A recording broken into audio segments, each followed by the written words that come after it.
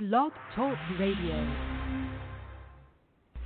Here at ACO Radio, American Communications Online, or any affiliated stations or websites are not responsible for what guest hosts or call-ins may say. All programming is intended for informational and entertainment purposes only.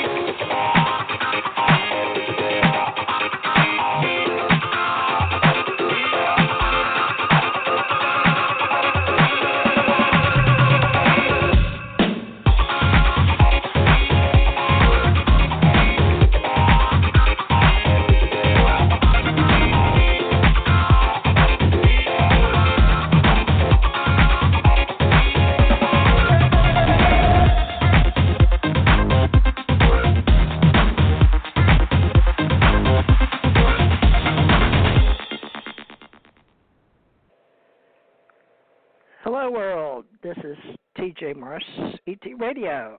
We are now part of American Communications Online, and we have the ACO Radio Club with Janet Carroll Lesson, Dr. Bruce Cornet, Thomas R. Becker, Ken R. Johnston, Thomas A. Sinisi, and Dr. Alexander Sasha Lesson.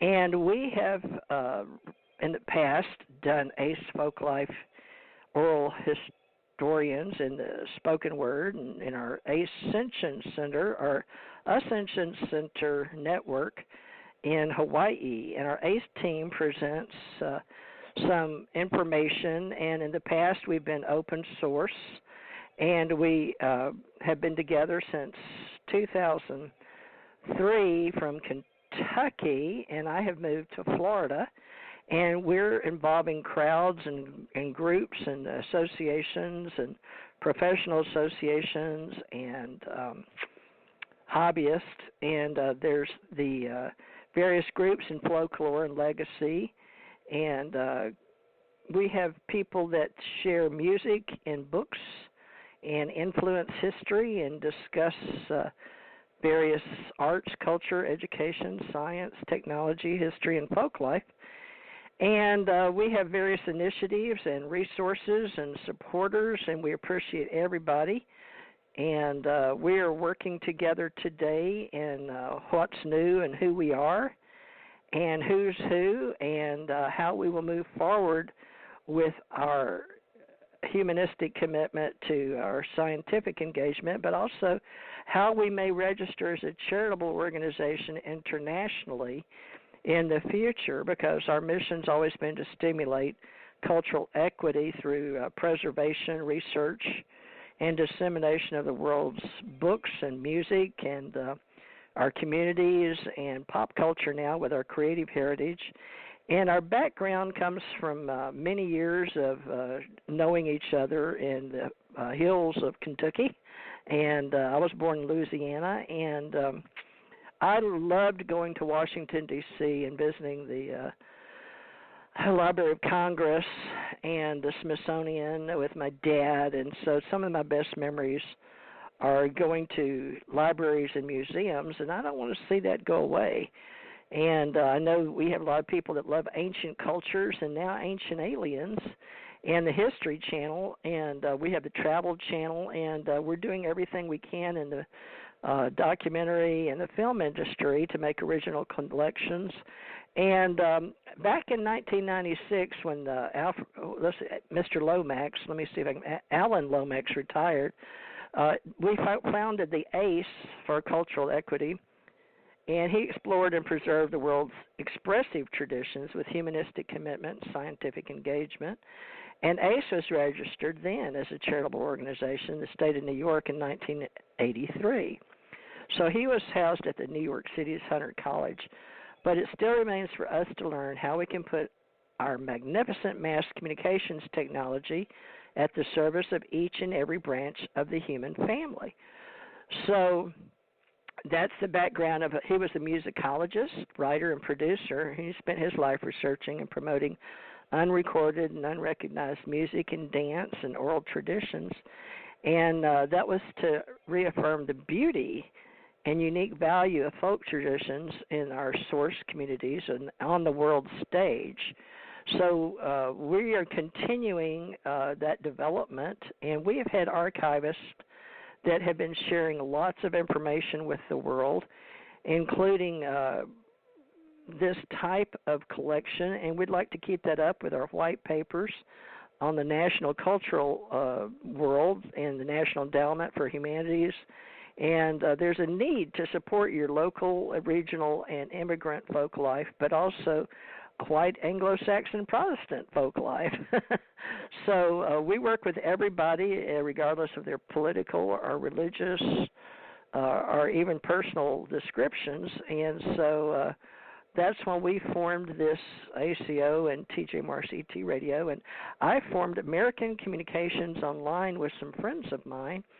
And we're doing a community that I've been working in forever, it seems like, in my whole life. But we're updating today in the 2020 our partners and collaborators, including with the Library of Congress, Rock Foundation, Green Family Foundation, Center for Research and Black Culture, and Grenadian Ministry of Tourism and Culture, Irish Traditional Music, and many, many others that are individuals, scholars, academics, and researchers. And my specialty has been chosen for me, so to speak, as a alien contactee, UFO experiencer in my reality. Plus, I've died several times, so I work with phenomenology, and I work with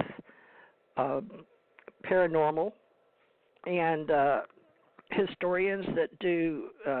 I met J. Allen Hynek, and I agreed to just help keep this, what we call the alien ET UFO community, alive, with plenty of people that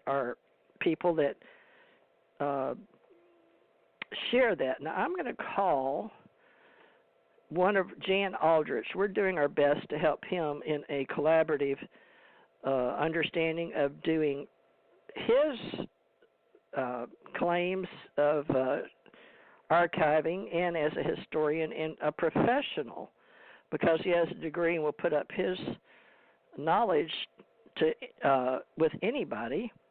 And we're doing a group called UFO Association Organization for people that have that niche genre. And we're going to try to put all the different people that work with all the organizations, if they want to be in our little club. It's only $3 a month. And we have different levels, and we train people in oral history. So I'm going to see if he'll answer today. Make sure I've got the right phone Hello? number. Hi, is this Jan ALdrich? Yes, Hello. it is. Great. You sound like you're out of breath. Are you willing to help us today? I just got back from an appointment. I just now pulled into the driveway now. Oh, okay, we'll take a few minutes. I can try to see if I can get some help with us. Janet Leslie let me go on the other on. phone here. Let me go on the other phone. Okay, well, go ahead. We're live. This will just take a second. All righty then. We'll do the time machine and keep our timelines uncrossed and stay right here with the gentleman of Connecticut for our association, one of the principal chief directors, with Jan Maccabee and Dr. Bruce Maccabee, Ph.D., and we have Dr. Bruce Cornet, as I mentioned, and we have Dr. Alexander Sasha Lesson is our three here I am PhDs. again. Great, Jan. I appreciate it. You're like me, the working class association of our various associations. And I was talking to people about our ACE association and some of the history of collecting musicology cultures with music. And, we've got various groups. And that was founded by Alan Lomax in 1983. And we have continued on with our ACE Folklife Society, but we've been doing this open source, and we would like to be an international 501c3, but the Association for Cultural Equity is a 501c3, not-for-profit, charitable organization chartered in New York. Now, you're in Connecticut, and I'm in Florida, and then Janet's in Hawaii, and would like to be custodians of whatever domains and files we have, but we've seen that a lot of people can't really afford to keep it all up, and it goes into the Wayback Machine. Are you familiar with the Wayback Machine? Yes, I am. A lot of stuff, even with the Wayback Machine, has just been lost. Right, including a lot of stuff I've done for years with Ace Folklife and American News magazine and a lot of stuff. So it's expensive to keep up databases, and I've been with Google since '97, I believe. He started in May '97. And I was lucky to be inside the government and then working at U.S. Express and being trained to run 100 trained people, 150 at a time. With, have you heard of Qualcomm? Yeah, I own stock in Qualcomm. Wow, I used to. I don't know if I still do because I sold it to buy a car when I retired.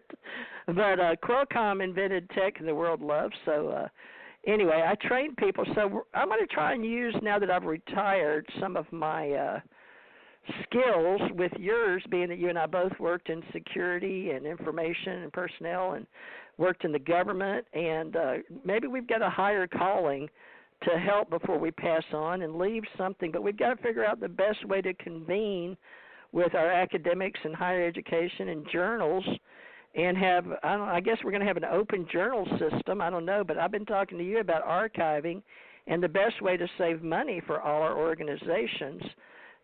Open journal systems and the Public Knowledge Project. I don't know if you're the multi-university, but you and I do free open source, but we're not connected to money or any of the universities. So last week we were talking about how we were going to do this professionally or as a hobby or both, but apparently the government and American Communications Online is my holding company for such things as developing as a developer, American Communications Online Broadcasting Company, how we're doing speechcraft and the spoken word.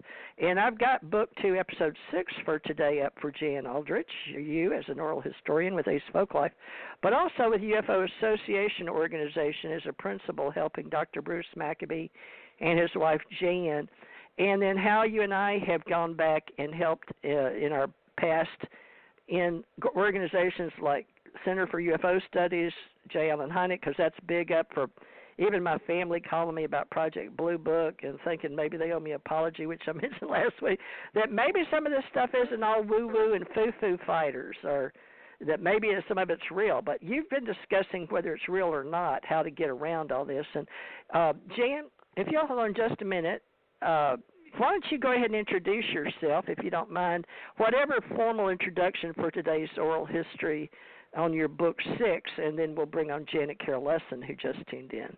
So you go ahead, if you don't mind, just introduce yourself. Well, I'm Jan ALdrich. I've spent 50 years stealing from the government, and they haven't caught me yet. First, I was in the military for 25 years as a meteorologist,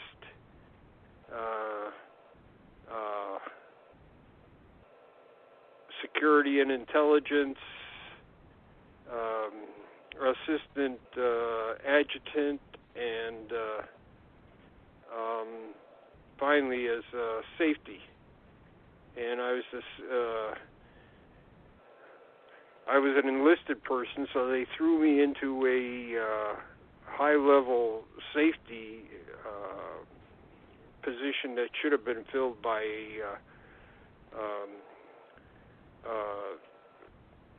a rather high-level civilian safety person who had taken the requisite courses, probably had a degree. But sometimes you just go where you're sent, and you do what they, you try to pick up what the job is and do it to your best. And so that's I've been in that position several times. After that, I worked for the post office for 25 years. And so that's about government service now. For about almost 60 years, I've been interested in UFOs, and the last years I have collected huge amounts of material, either by certain people donating me their collections before they passed on, or from going around the country and visiting people, or visiting archives and visiting newspaper morgues and doing research in libraries and archives. My main interest in ufology is history and close encounters. I really think it's important. I think that's the way to study the UFO phenomena, is by close encounters. There's a lot of clues in there, and if we gather enough evidence and lay it out on the table, we can maybe come up with something. My friend Lauren Gross wrote a book called The Fifth Horseman of the Apocalypse, and he got that title from Dr. Lincoln LaPlace, who was a meteor tracer in New Mexico. And what Lauren would do is get all the, for a certain year, he'd get all the documents, sightings, other developments for that year, and lay them out in his giant living room and dining room, and then put them in chronological order, and then write about them. And so that's more or less what we have to do with, I believe, close encounters. They've got to all be laid out and studied very carefully. Now, there's a lot of people who say, well, we don't have to do anything because we already know everything. No, we don't. I don't think we know anything. All these people that are waiting for disclosure, I'm sorry. You're barking up the wrong tree. There's not going to be disclosure. We're going to have to do it ourselves. And that means work. And this is a subject that apparently doesn't like too much work. It's like I've told other people, it's 2% perspiration, 2% research, and 96% speculation. We have, it's like Hynek said, we have an embarrassment of riches. We have thousands upon thousands of cases, but we haven't really studied more than a few of them, and some of them we keep going over again, and they're false trails because they've been shown to be IFOs, but they're still kept in people's minds as the real thing, which they aren't. So I am not too convinced that in what little time I have left that we're going to find out what UFOs are. I do believe there are a lot of people right now that are trying to find something out, but they're more or less doing it lone wolf style. There are some. Well, let me bring on one of those. Oh, go ahead. Finish that. Yeah, thought. Go ahead. There's some organizations. That's a perfect segue for Janet Carroll Lesson, who's been working with me since 2012 in Revolution Radio too. But the main thing is Ascension Center organization, and I've got Ascension.Center, and she has AscensionCenter.network, and we're networking as an outreach with Jan ALdrich today on his Book 2, Episode 6 for the UFO Association organization, the ACE Folkife Oral Historians. And Janet Carroll Lesson, I'd like you to introduce yourself so we can talk with Jan today about how we're going to save everybody money and work in free libraries or on websites. So go ahead, introduce yourself. Hi, aloha. This is Janet Carroll Lesson. I'm a frequent co-host with Teresa J. Morris on the group for, simulcast we do on Aquarius Radio Network and TJ Morris EP Radio, and we're authors of lists, and I also do shows with my husband, Dr. Sasha Alex Lesson, and we have dozens of websites and yada, yada, yada. So we're very busy people. So, I'm not sure. I'm tuning in. I'm just getting dealt my day job, my other job. I'm tuning into the show. I know that Teresa's been doing this show for how many weeks now? 6 weeks or something?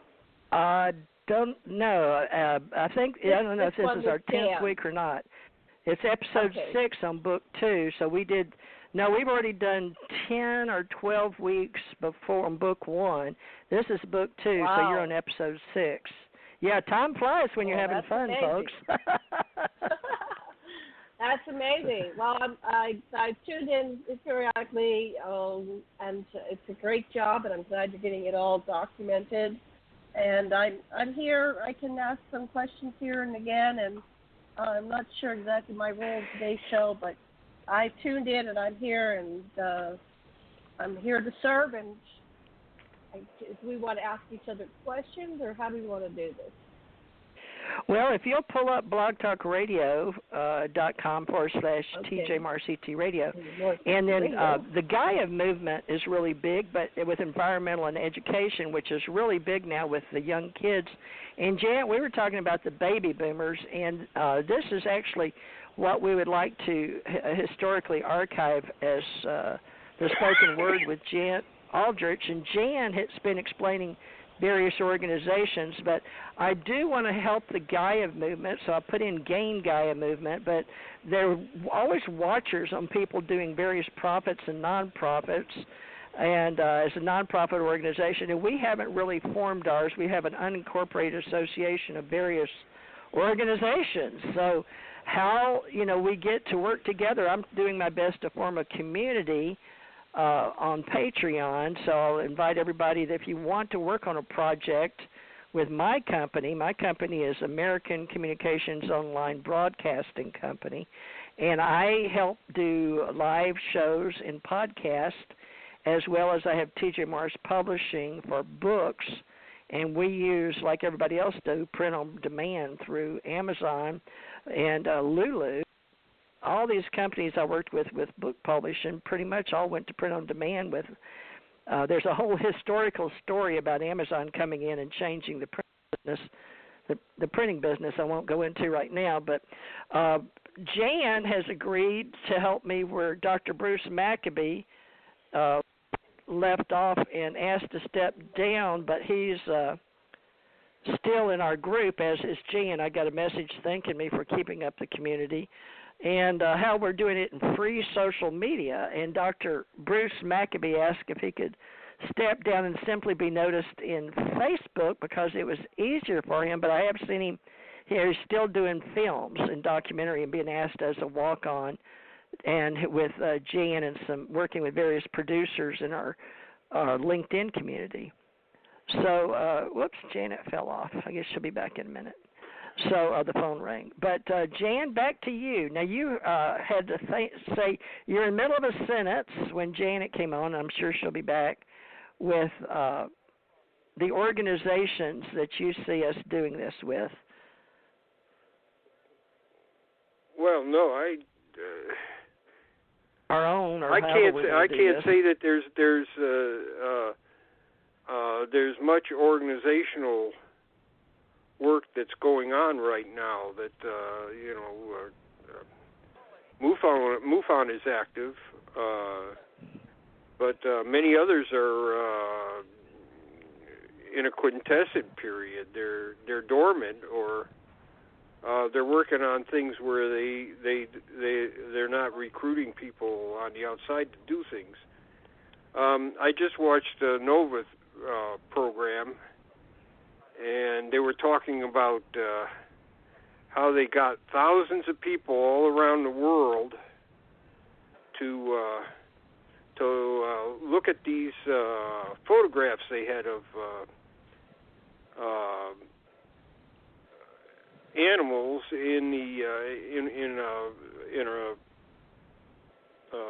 South American country, I think it was, and some of these animals are not even well known, and so they had all these people look at these, assigned a certain number of pictures to each person to look at them, because these things were being taken on and off during the day and during the night, had night vision type of stuff, so they could identify some of these animals and see some of the habits that they had. And they had several thousand people looking at these things. We have nothing like that. We've never had anything like that. These were like citizen scientists. This is exactly what we need for ufology. We've got all this lone wolf thing, so we keep reinventing the wheel, and cooperation seems to be something that is hard to get. And like I say, if money isn't involved, you can't get consistent results. Money helps there, but we're not in a position to hire a bunch of people to analyze things or get things in order or translate things or anything like that. Now, for a while we had NICAP, and they did a lot of investigating, and to a certain extent MUFON has its own model of investigation. NICAP had little subcommittees all around the country. So I think they had 45 altogether, but at one time they probably had 30 that were active. So they had them in California, Texas, Iowa, Illinois, Florida. Sometimes they had more than one. A state like Texas, you need a lot of these little committees running around and investigating things. So that's investigation. Now, we don't do so bad there because we do have a lot of, or we've had in the past organizations that do send investigators out. The problem comes after they get the data. The data starts disappearing or is not organized, or and that's my main fault. I don't have a filing system. I've got a piling system. I've got tons of stuff here, rooms full of files and things, and after collecting things for almost 50 years, it's time to try to start putting it in some kind of order. So I haven't been doing that, and my alibi is that I've been in the Army and I've been working for the post office, and both of those eat up a tremendous amount of time. Now that I'm retired, I'm trying to get this stuff, these files, scanned and on a computer medium so that people can use them. Now, I recommend people go to the internet and look up the big study. It's done by Michael Swords. And he's had as much experience as I have. Being a professor, he was able to give more time to making files and analyzing material. And the big study is the result of his work. It goes through hundreds of blog entries, what he thinks is the best way to attack the UFO problem. And I highly recommend it.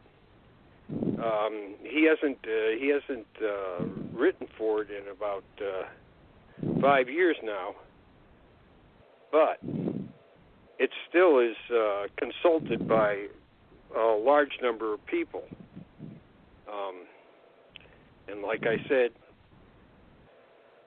real ufology is a lot of grunt work, and people don't want that. They want instant results or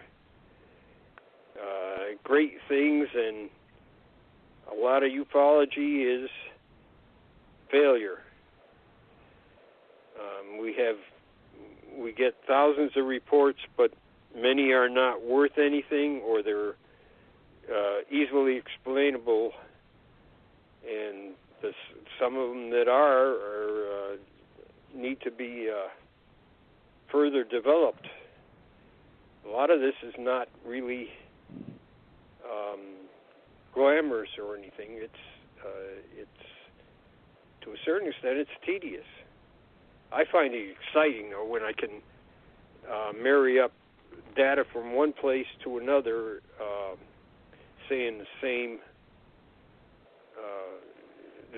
sighting. I can find additional data that other people had looked at the same place or had looked at and come up with more data. The whole thing about ufology is more data. Well, we've got so much now, we're busting at the seams. Now we need to put it in some kind of order, and we need to analyze it. And that's why I say my interest is history and close encounters, because I think that's the way to attack this problem. That's a good idea. And I've got the space. What did I start? One of these. I start Facebook pages all the time. Space Travel Advocates, I think, STA, and Janet and I have AlienContact.org. We just had some radio shows to archive. But Janet, what do you think of his proposal for? He has close encounters and historians, but we're looking at how to bring as many people together as we can, but not lose our archives in the Wayback Machine, Janet, because, I've lost my American News Magazine, I've lost my data, and I've lost my computers, and that's what I've learned in doing this for many, many, many years. But we hear the government's going to keep it for national security reasons out in the mountains, but they're collecting data, but we don't know if there's future talk of it being kept on crystals and all of that, but like we did the crystal skulls, we can cross over into the 13 crystal skulls, but that's Ace Folkife and metaphysics. But Janet, this is for Jan and how we can. I don't know what the question's supposed to be, because Jan's got good ideas, but he's got his files, Project 1947. I've got all my files here on TJMRCT Radio, people we've done, and ideas for the Ascension Center and the Ace Folklife, which, we have. And I've talked about ACO Club forever on my shows here. So I have historical archives and documents along with you on the Ascension Center network. But how do you feel, because we're all paying as individuals, like Jan said, And the various, we three are principals, the various courses, scopes, disciplines, projects, and resources in our own databases. So what are we willing to do and what are we willing to pay for as individuals versus sharing an open source so everybody can see it, which is my Ace Folklife historians. But now Jan has come out and explained to us on radio back last summer with Barry Greenwood. I don't know, were you here or not, Janet? Do you remember? Janet, well, let me interject something before we get too far down the line of what, because I have a little piece of information here. When I was working at Federated Investors in the late 80s, early 90s, I got Can to you go speak on a little louder? I got to go on a day trip up to the mines where they stored, because this is Federated Investors, so they're required by law to keep records.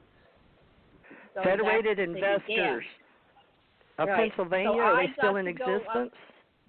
I'm pretty sure they would like the third or fourth largest investment company, and I worked for them in the late 80s, early 90s. I think I worked in the late 80s. So then I got to go up to the mines, and I got a tour of the mines somewhere in Pennsylvania, and it's a deep underground facility. So we were in little golf carts going around, or a little bit bigger than that, on a tour, and they were showing us all the different places. All you could see was the doors, but you went down and down and down and around, and it's like it's carved out the inside of a giant mountain. And so This is one of many facilities around the world which a lot of the main companies store their information. So I'm pretty sure that everything that's getting generated is underground, pretty safe, designed to, last forever. And they did the same thing with the Anunnaki. The Anunnaki had the underground storage, and then of course in Norway they have a place where they're storing all the seeds. Well, there's probably many places where seeds are being preserved, or they should be preserved, besides just Norway. These underground vaults, which, we can restore civilization if we get wiped out, if we so well choose. So that's one level. And then the other day, my friend called me. I won't name his name, and he went out over 22,000 other archaeologists, and he's going on a dig in Iraq. And he said they're back to 4 levels, and they have 8 more levels. And he said that they beat out 22,000 other people, and they're going to go down 8 levels, and it's 4 levels. They're already back to, like, I'm trying to find my notes, 5,000 BC, something like that. So we're probably going to be going back. The Anunnaki are 450,000 years. So somehow this stuff gets preserved, and then there's the Akashic record. So somehow, even though we may not be aware of it, there's some effort to preserve the information that's generated by, humanity, be it extraterrestrial or our own Earth-based forces or a combination thereof. So I think this stuff is getting preserved. Everything we say is somehow getting preserved. So what is your goal? So you want to do what with this information? Are you attempting to somehow influence the course of creation, of humanity, of where we're going? What is your goal, your personal goal, both of you, by archiving this information? What do you hope to accomplish?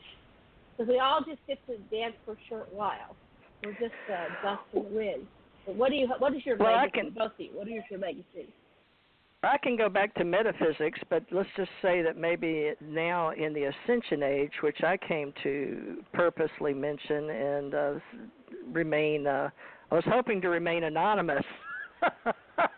No, but let's just say, for sake of future disclosure of humanity, that some of us know that we're inside like an illusion, and one way to think about it with your filters, and that we have proven, working in various universes, that each one of us is a fraction. It's like taking a mirror and shattering it into pieces.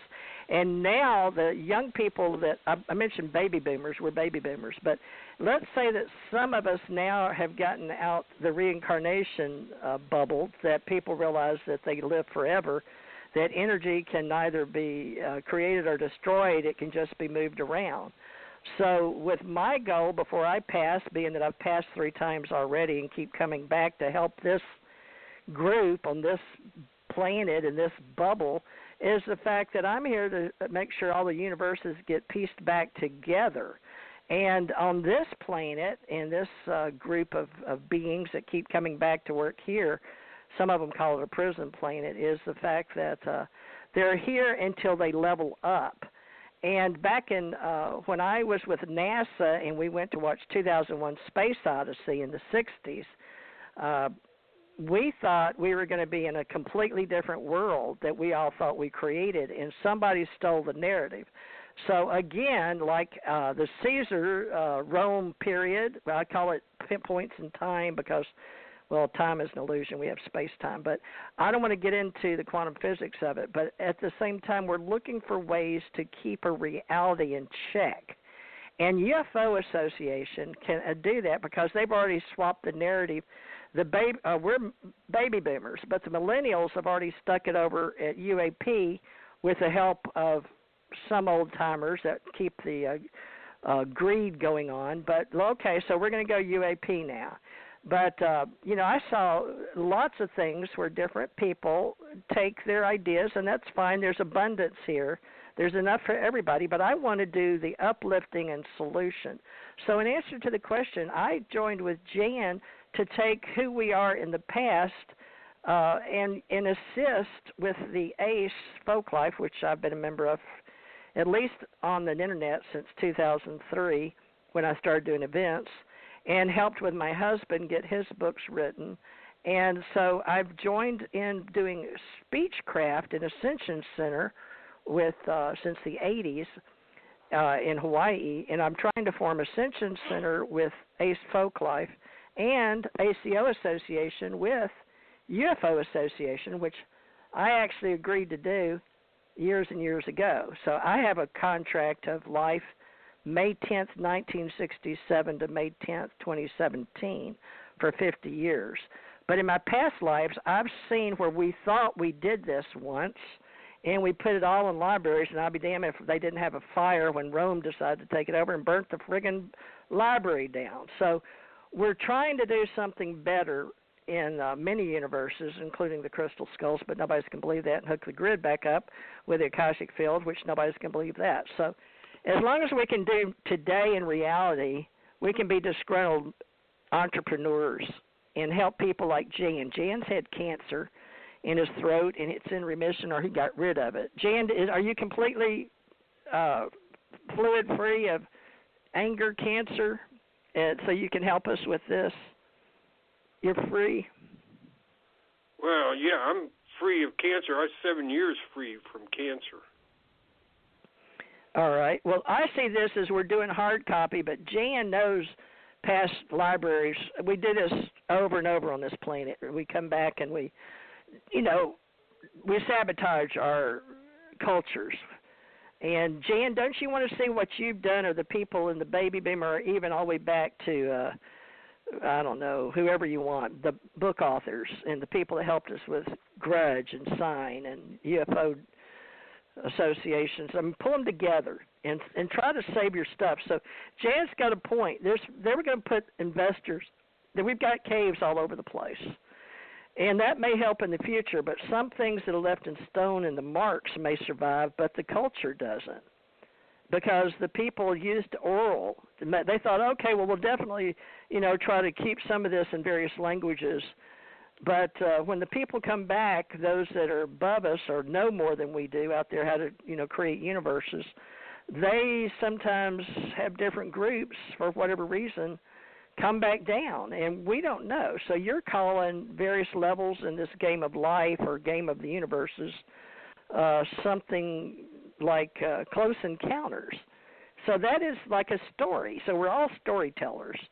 and we're all individuals, and we're all broke off from the original. Now, the young kids are going back to what we did with how the world in movie industry saw 2001: Space Odyssey, and now they've got the theory of everything with Tom Campbell, My Big Toe, and physics, and not everybody is going to accept what we've done in the past with separating politics and religion.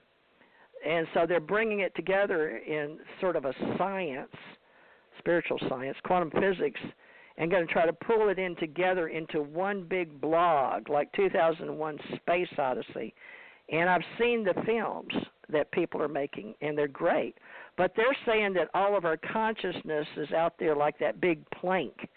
Did you see that, Jan, 2001: Space Odyssey, with that big plank out there? They're saying now that our consciousness is separate from this reality, and that it's outside this universe somewhere, outside all universes. And I've been to 7 myself, and I couldn't get any farther. So, did you see that plank? I'm sorry. That's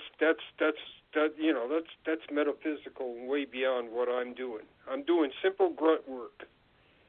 And all right. Well, that's movie industry. I'd like to plant this idea. 2 things that people might want to look at before you pass.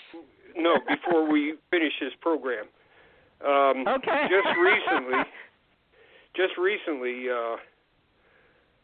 if you go to Above Top Secret, the website. Okay. Sure. If you go to that one,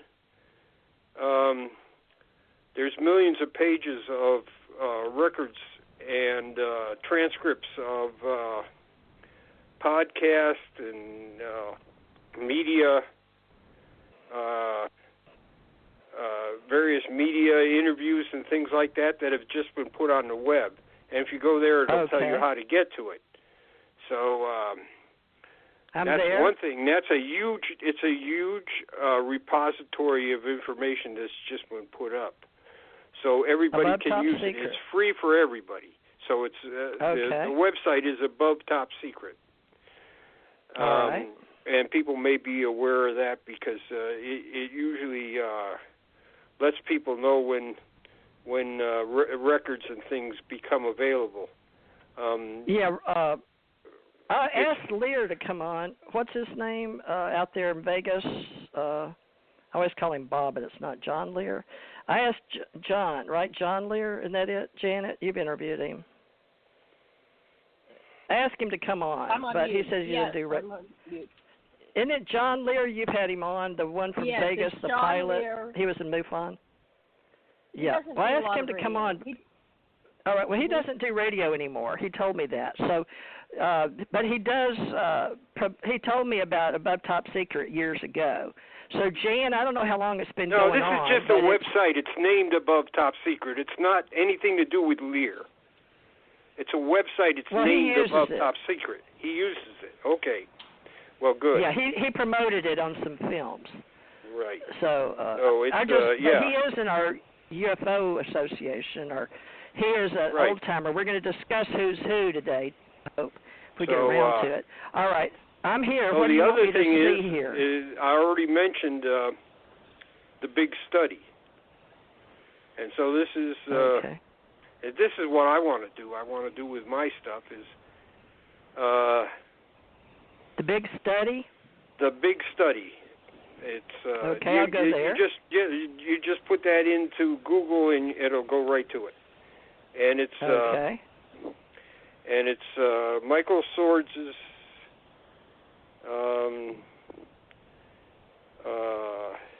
adventures in ufology and paranormal, because he's interested in more subjects than I am. He's interested in a number of things. Study? The Big Study is a blog. It says a free blog spot. Walking. Yes, it is a blog spot. Out Proctor, the Last Foggy Path. Okay, it's a free blog. It's on Blogger. I've got plenty of these. The Big Study. Okay, these are free. Walking Our Path of Foggy. All right, this is just a free blog. on Blogger. So what about this? Is this really I what said you want me to see? It's Michael Sword's work in his a lot of comments on his lifetime as far as what he's done and how he thinks the subject should be approached and everything like that. And like I said, it's free. Ivan Sanderson stuff? Is yes, this like he has Palladian? Ivan. You know, when I started out Project 47, I contacted the people that had the Suti and the Pursuit and Ivan Sanderson's stuff, and I said, "Could I come down and look at them?" And the guy who was in charge said no. He said, "We're afraid that people will steal stuff. People have been stealing right. stuff." So I said, sure "Well, they steal it from the can you get a nephew or a niece to watch me while I'm looking at this stuff, and I'll pay for it." And they were so paranoid they wouldn't do it. But eventually, there's nobody to get his files. So they gave them to Michael Swords, and they're stored in a safe place, and we're looking to make them available to the public. That's going to be a huge undertaking. So that it is huge.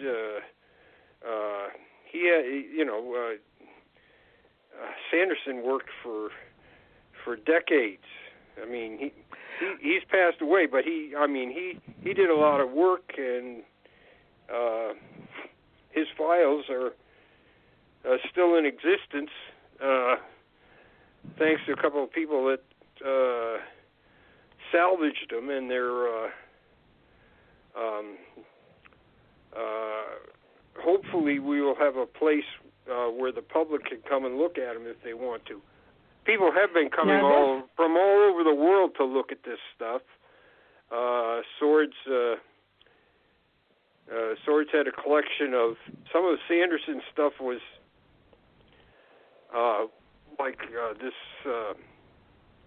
this Russian scientist wanted to see what Swords had on Yeti, and he had all kinds of books, and some of them were in Russian. And the Russian scientist said, I can't get these in Russia. They've disappeared. For all the time they had the communists, they weren't interested in this kind of stuff.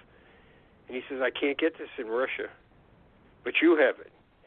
So he was able to come and copy that stuff and talk to Swords about it, and that's. So this blog is like going to Swords' house and talking to him about how he feels that UFOs, and of course, like I said, he's interested in the paranormal. So what he thinks about these things, it's like a conversation with him, if you want. You like the style, but it's free. Now, this hasn't been updated since 2015. I must not be looking at the... Yeah. Oh, it is right. Okay. Yeah, it is right. It hasn't been updated since 2015. It's all through. Okay. Well, it says at the very... Oh, my gosh. The very end of it, it says, this is a slow swan song. In other words, he's ending the blog after years and years of writing it. Wow. So if you look in there, and he's a scientist and he's a historian, and he and Robert Powell were the primary writers of UFOs in government. Well, Janet's got the only one of all my blogs like this.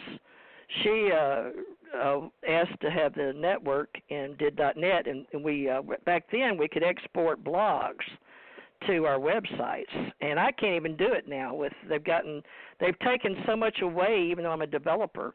But it was easy with WordPress at the time I did it, so I transferred her my files when she asked to help me in Hawaii. So she has these blogs like I've got, but this is just a simple blog, and we could cut and paste it, but we need to see who has the copyright because it's on just a free Swords place. has the copyright, so he doesn't care.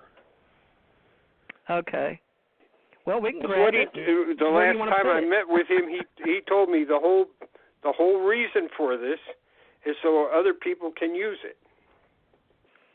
So you want to keep? Well, that's what we've been doing for all these years, Janet and I and you, is free open source. Right. So Lauren Gross wrote his books. For a while he sold them afterwards, but then money wasn't the currency he wanted. He wanted Bruce information. Cornet just joined us. So, okay, Janet may come back in a minute. So Lauren. Bruce? Yes? Oh, go ahead. All right. Stand by. We want to introduce you. Go ahead, Jan. I apologize. I just wanted you to know I've got a delay. But right. I'm following what you're saying, and we've this blogger, the Big Study, folks, and I'm hearing what he's saying, is we need to grab all this and put it somewhere. But we got to pay for the databases, and I've got a bunch of them. But go ahead, and then Bruce Cornet will be here to support you as well. Go ahead. So Lauren Gross, like I said, at first he sold his books, but then like I said, the currency changed. It wasn't money; it was information. So if you go to Sign Oral History Project or SOPH, Sign Oral History Project. Yeah, SOHP.US. Or maybe it's /US. I don't know. I don't have my computer in front of me right now. Anyways, if you go there, there's a little icon that says UFOs a History, which is the booklets from the Fifth Horseman of the Apocalypse, which is what he changed the title to.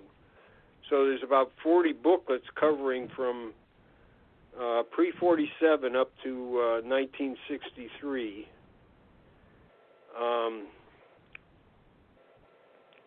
And like I said, this is how he did this. He laid everything out in his for each year or part of a year. Maybe he'd do 6 months at a time. He'd lay all the documents he had out, put them in chronological order, and then write about them, so that and it was a history all across all kinds of things. So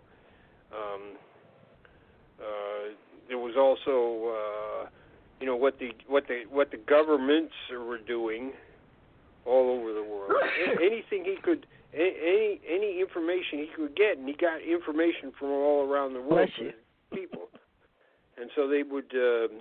He would write these booklets, and those are for free now. They're up on the web. You can read them for free. My website is free. I mean, these are none of these things are money-making deals or opportunities. They're not for that. It's to make sure that the data is passed on. And in Lauren's case and in Swords' case, it's some of the best work they've done. Well, Dr. Bruce Cornet just joined us, and Janet, I hope you can hear me. Janet's trying to run a business over there.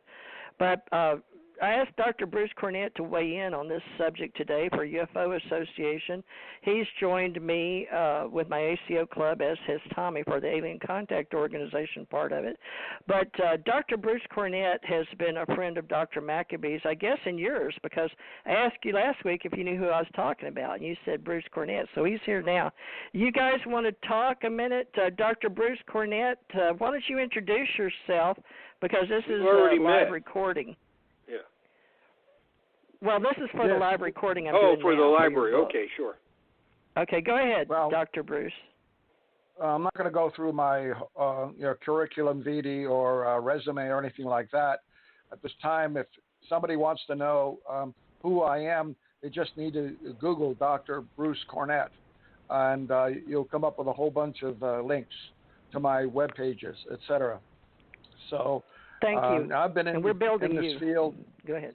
Okay, I've been in this this field since 1992, and involved in this interest in the subject when I discovered that it was happening over my condominium in Middletown, New York, and nearby. And I got Dr. Ellen Crystal to take me out into the field, and she introduced me to the phenomenon. And last year, I succeeded in publishing a book on my 11-year field study, which is called Unconventional Aerial Phenomena in the Hudson and Wallkill River Valley of New York. So it's comprehensive, and you can get the Kindle version, which contains all the pictures in color, for only about $9.99. So that is probably the way to go to get the full value of the work that I've done. Wonderful. Well, that's a good idea, and we do have an author's book club, folks. So if you want to, let me know who you are and join our little group, and we'll help get your book out there. At least let people know who you are. We're going to do a who's who, and these gentlemen are like me. We're the old guys. I seem to get along with people my age because we lived it, folks, but now I'm being asked to train all these kids, and I shouldn't say it that way. The younger generations, my grandson, et cetera, and friends in the libraries and which I love because I lived a lot in libraries and was always assistant librarian, and radio show. People are wanting to come and want to do learn to do live radio and podcasting, and I'm trying to bring it all together and be uplifting for people that also want to train others or teach classes online with webinars. So welcome, everybody. This is the second hour. We're right on it. This is Teresa J. Morris, and I have ACO Club, and in that I have Ascension Center Organization and UFO Association, as well as ACE Folklife Historians, and we're all social media. You can find me on social media, Facebook, LinkedIn, Pinterest, Twitter are the four main I use, and I've invited friends of mine that are assisting me in actually being principals and helping me organize, and everybody's got such little time, and used to in the past we met once a month. That's before we had the Internet.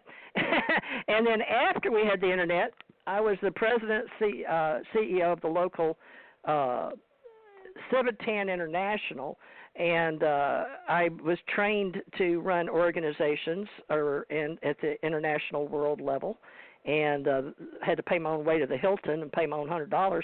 But Jan and I have been archivists as well as Dr. Bruce Cornet. So in a way, we're historians, we're archivists, we're ufologists, and we're doing our best to try to get this mainstream, not just as pseudoscience, but it's definitely under anthropology because I got it with Western Kentucky University as Folklife, which falls under anthropology and academia.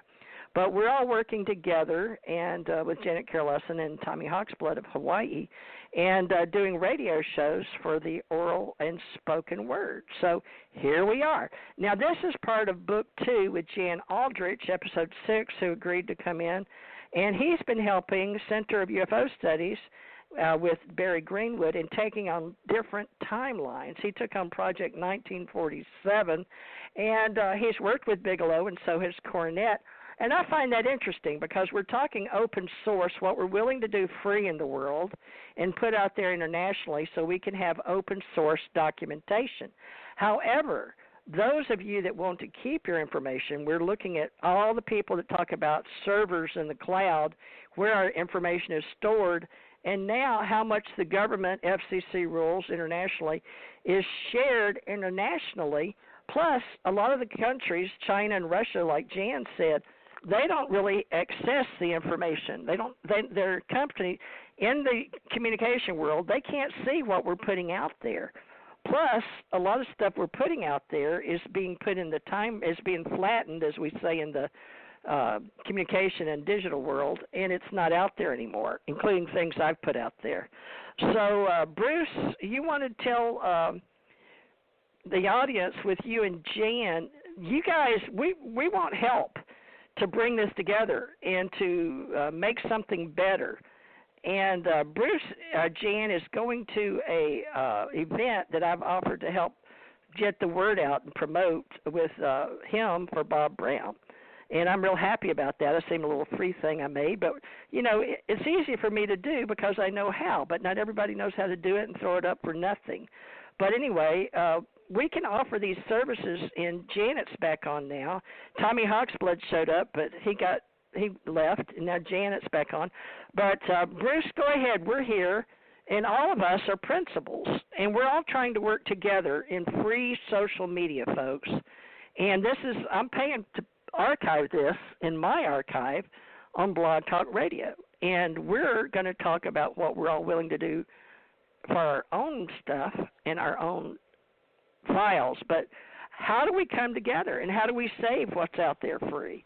Blogger can go down at any time. They took away G. I don't know when they will, but I've got a lot of stuff that Janet's got as long as she pays for Ascension Center Network, and I've asked her to weigh in too. But Janet, let's let Bruce weigh in. Bruce Cornet, Dr. Bruce, Sure. What are you willing to pay? What are you willing to pay for? Weigh in on this conversation, because all these groups, CUFOS, MUFON, NICAP, and now we got ACIR, Ace Folklife. But with Jan, you guys do this stuff and have done it for years. But we're trying to say, yeah, free's fine. But those of us that are developers and paying for time to be on the internet, you know, we still have to pay our way. But we're willing to all work together and combine our resources. But, Dr. Cornet, you're going to be going to an event and speaking in front of people, but you can help us a lot by saying, how can we come together with Jan ALdrich, the old-timer, with Bruce Maccabee, because you're one of them. So go ahead, weigh in on this. Well, I don't know exactly how I can weigh in, other than to say that I am at my stage in life where I am getting the work that I've done out to the public in publication form and on the internet. I've published hundreds of web pages on my sightings, each one being well documented, and they can be accessed through the internet just by Googling my name and following my links to the various front pages that I have generated ever since the late 90s. And there's a YouTube video out that was based on a History Channel report or series in March of 2008, which was about the UFO vortexes, the UFO hunters.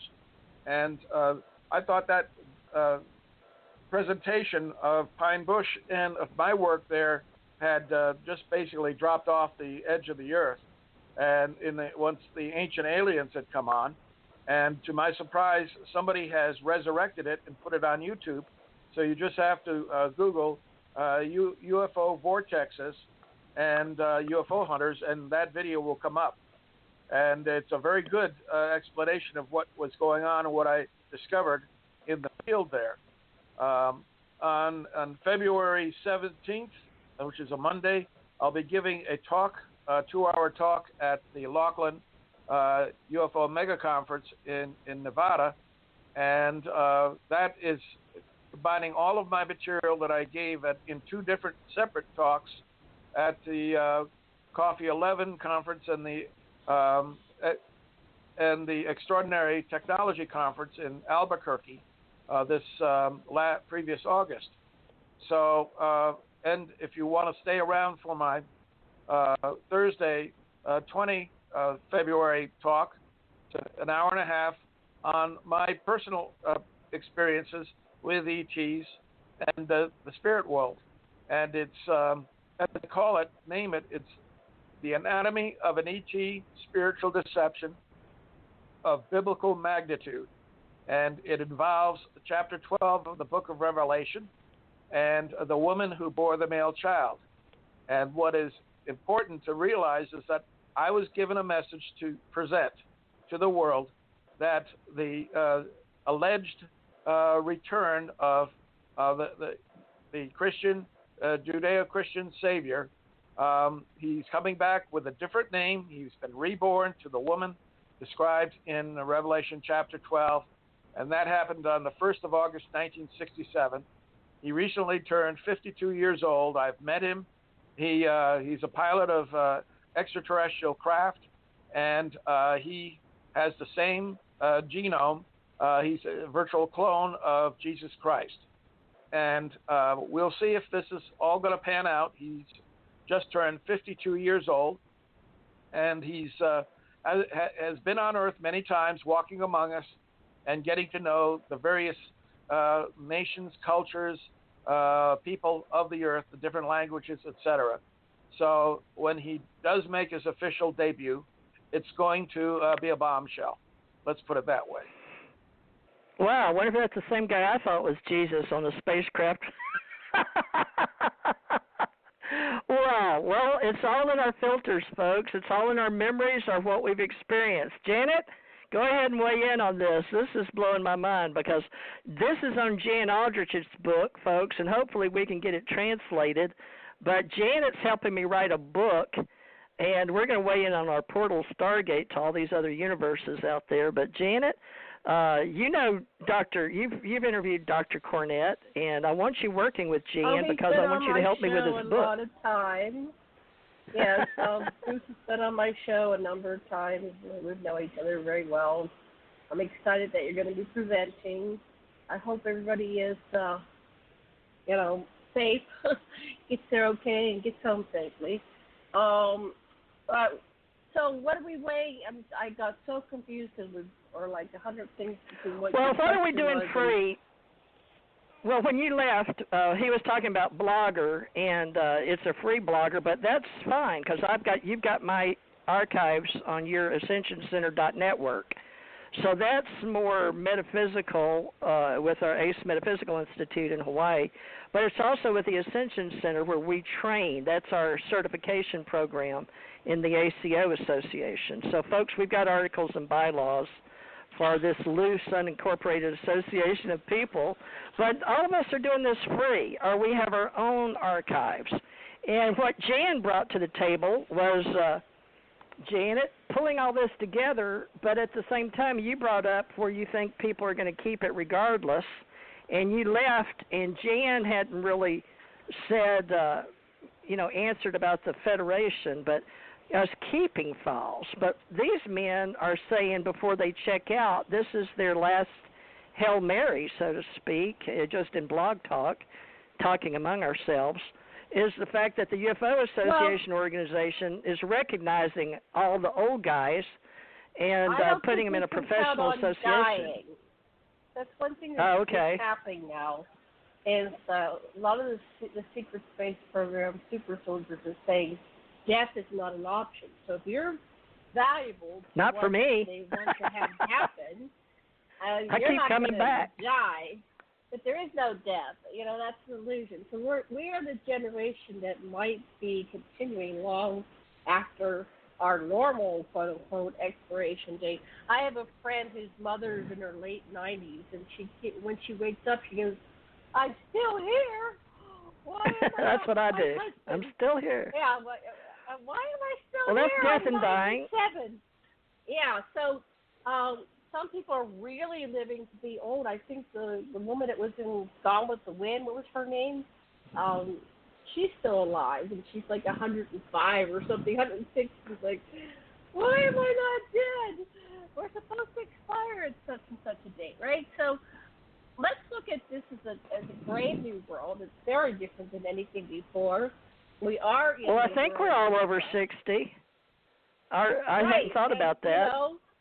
If you go 60 to 80 to a cemetery from the turn of the last century, you'll know that they didn't live to be over 40. I used to walk as a kid in the 60s. I used to walk in cemeteries, and I'd count. And I go, boy, that person's only 35, and we didn't live very long. So now we've doubled our expectancy, and we're in a generation. We could live to be 150. Well, this is 60 to 80 driven. We're training the young kids in our UFO association. So 60 to 80. My but now, husband's let me. turning 80. My husband's turning 80, and they said the average life expectancy is 78. And he got a checkup, and the doctor says, "Oh my God, you are so healthy. Everything is off the spectrum. So don't count on expiring." So that's one thing I want to say. So all right, that's one of our messages, folks. Yeah, don't one of your count on messages dying. from Janet. Don't count on expiring, because what will you do if you live forever? What will you do? And so think of it in terms of extreme longevity, but staying productive and contributing and bringing forth this new paradigm of existence. And I was going to say something, and then you talk. Let me get back to my thought. So there's another spiritual helping question. us free versus paid. Give us space to answer. When you ask me a question, free versus paid. Answer. But I lost my train of thought, and I don't want to go in your direction. I'm going to get my thought back because you asked me a question. I'm going to get my thought. Okay, so I was talking about longevity, and there was another very important point. So we tried for 2 minutes here, and I'll see if I can get it back. Damn, it's very important. Okay, so what do we do if we live forever? And we're in this work. So I have a friend, Dr. Aubrey DeGray, and he came to my house twice, and I had him do a presentation at the Temple of Peace here in Maui. And he said that half of the people alive today, so, there's like 3.5 billion people, are going to live to be 1,000. Because it's based on the current technology, and he came here between 10 to 15 years ago. And he says, so any day now, the technology can be released that will reverse our aging. Not only will we live, but we're not going to live old and decrepit. We're going to live with the rejuvenated bodies. And that's what people say when they die. I had a guest on a couple of days ago. He said, when I was on the other side, and she was there for an extended period of time, and she said, we were all looking about 20. And we had a physical body. It wasn't the same body as this one, but it was slightly different dimensional vibratory frequency.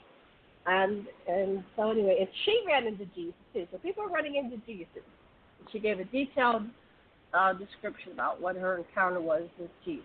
So, okay, so say the question Jesus again. story. What are we going to do? Well, let's do with Jan, because I think it's great that you came on. Well, the stories are one thing, but Jan is talking about the structure versus the content. And he pointed out content, but the point of us today in this part of his book 6 is to promote the UFO Association with the Ace Folklife and the historians, which he is. He's a professional historian. He has a degree in history.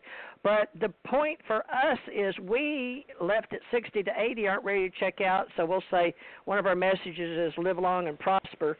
But the other one is, where are we going to keep all this free stuff that we've been slaves to the system on the planet? And I asked Bruce to weigh in because he's going to do an event. But Jan needs to know, how are we going to keep all this, and can we work together? The key is, if you don't keep paying for it, it's gone in a year. Okay, you think your website will expire, and it's gone. So unless you have something set up with a fund and somebody to execute it, and realize that everybody has the potential of dying. And right now, we have a game changer that's out there. And I don't know if it's real or fabricated, but the story that's out there is that there's this coronavirus that's going to wipe out a lot of people, like 200,000 in do you realize how much we buy from China? Well, I'm sure that's reality to a lot of people, but it's not to me right now. That's reality. Okay, but let's just say this is all this stuff is perspective and it's some kind of mind control. There's somebody controlling the information. Some people, some beings, some species. It's a political year. The internet. No, the internet is above all that stuff, but somebody is definitely the puppet master. No, it's not. It's owned by the government. Well, it's owned by the government and the big corporations, AT&T. The government could be the Anunnaki. The government could be the Federation. The government could be, that's an unknown. We can think it's the United States government. We can think it, but there's really layers upon layers upon layers. And you've been in the military and so have I, and I've seen the layers upon the layers upon the layers. And most people can't operate on that level, but I've been there. I've seen it, and I'm aware of it, and I know it goes on. So we don't know who's controlling this information, but let's just say that they all right, information. There you go. They put this mindset on the information that there's this virus and it's coming around the planet and all these people are dying. Well, why are they doing that? Well, they're probably going to stop the distribution of supplies. Because how much comes from China? What comes from China, right? What comes from... That's part of it. It's always a dog and pony show. They're stopping travel. It's not just people, it's products. Okay? So, well, people buy into the Matrix, but... Doesn't matter. We all buy into the Matrix. We think that this stable is solid. We think that whatever they put out in the news, whatever news you're listening to, Fox News or the other news, everybody thinks that their reality is the reality, but it's all perspective. So if it gets enough people and it becomes their operating system on what it is, it affects us on a human level, and it ends up being in the grocery stores and in our towns and cities, okay? So well, let's put that on another radio show. Let's go back to us. Okay, but on let me get Gain Gaia Movement. It's the same thing. It's the same thing. You're wondering where the information is going to go. And the information... Open source free library. All you can do is keep putting it out there. And maybe you want to go on and pay for the next 20 years. Pay for your website for the next 20 years. But the problem is none of us can afford to go pay 20 years of a website to keep it running, right? And then well, let's ask Jan. It warps. Jan, right? you said you wanted to be like the big study. That's just content, but that is just a blogger, and it's free because Blogger offers that through Blog, which is owned by Google, as far as I know. We can look it up. All right, so you don't want to use a website. But we're talking Where copyright. Information. I'm talking about storing your information. Jan pays for a domain. This is all inside UFO Association. He pays for a domain, but he has a friend that helps him. Jan, you pay for a domain, right? 2040. Right, I do. But so when I die, it's already. I've already talked to the administrator about where it's going to go, so it's not going to. Okay. It's not going to disappear off the web. Unless we slam it shut. He's planning. Because he's planning. I haven't done that. You haven't done that, TJ. And I've done it. Bruce has done that. You have your plans. I've done it, but it doesn't mean anything because we're all in the cloud servers, and that can crash at any time.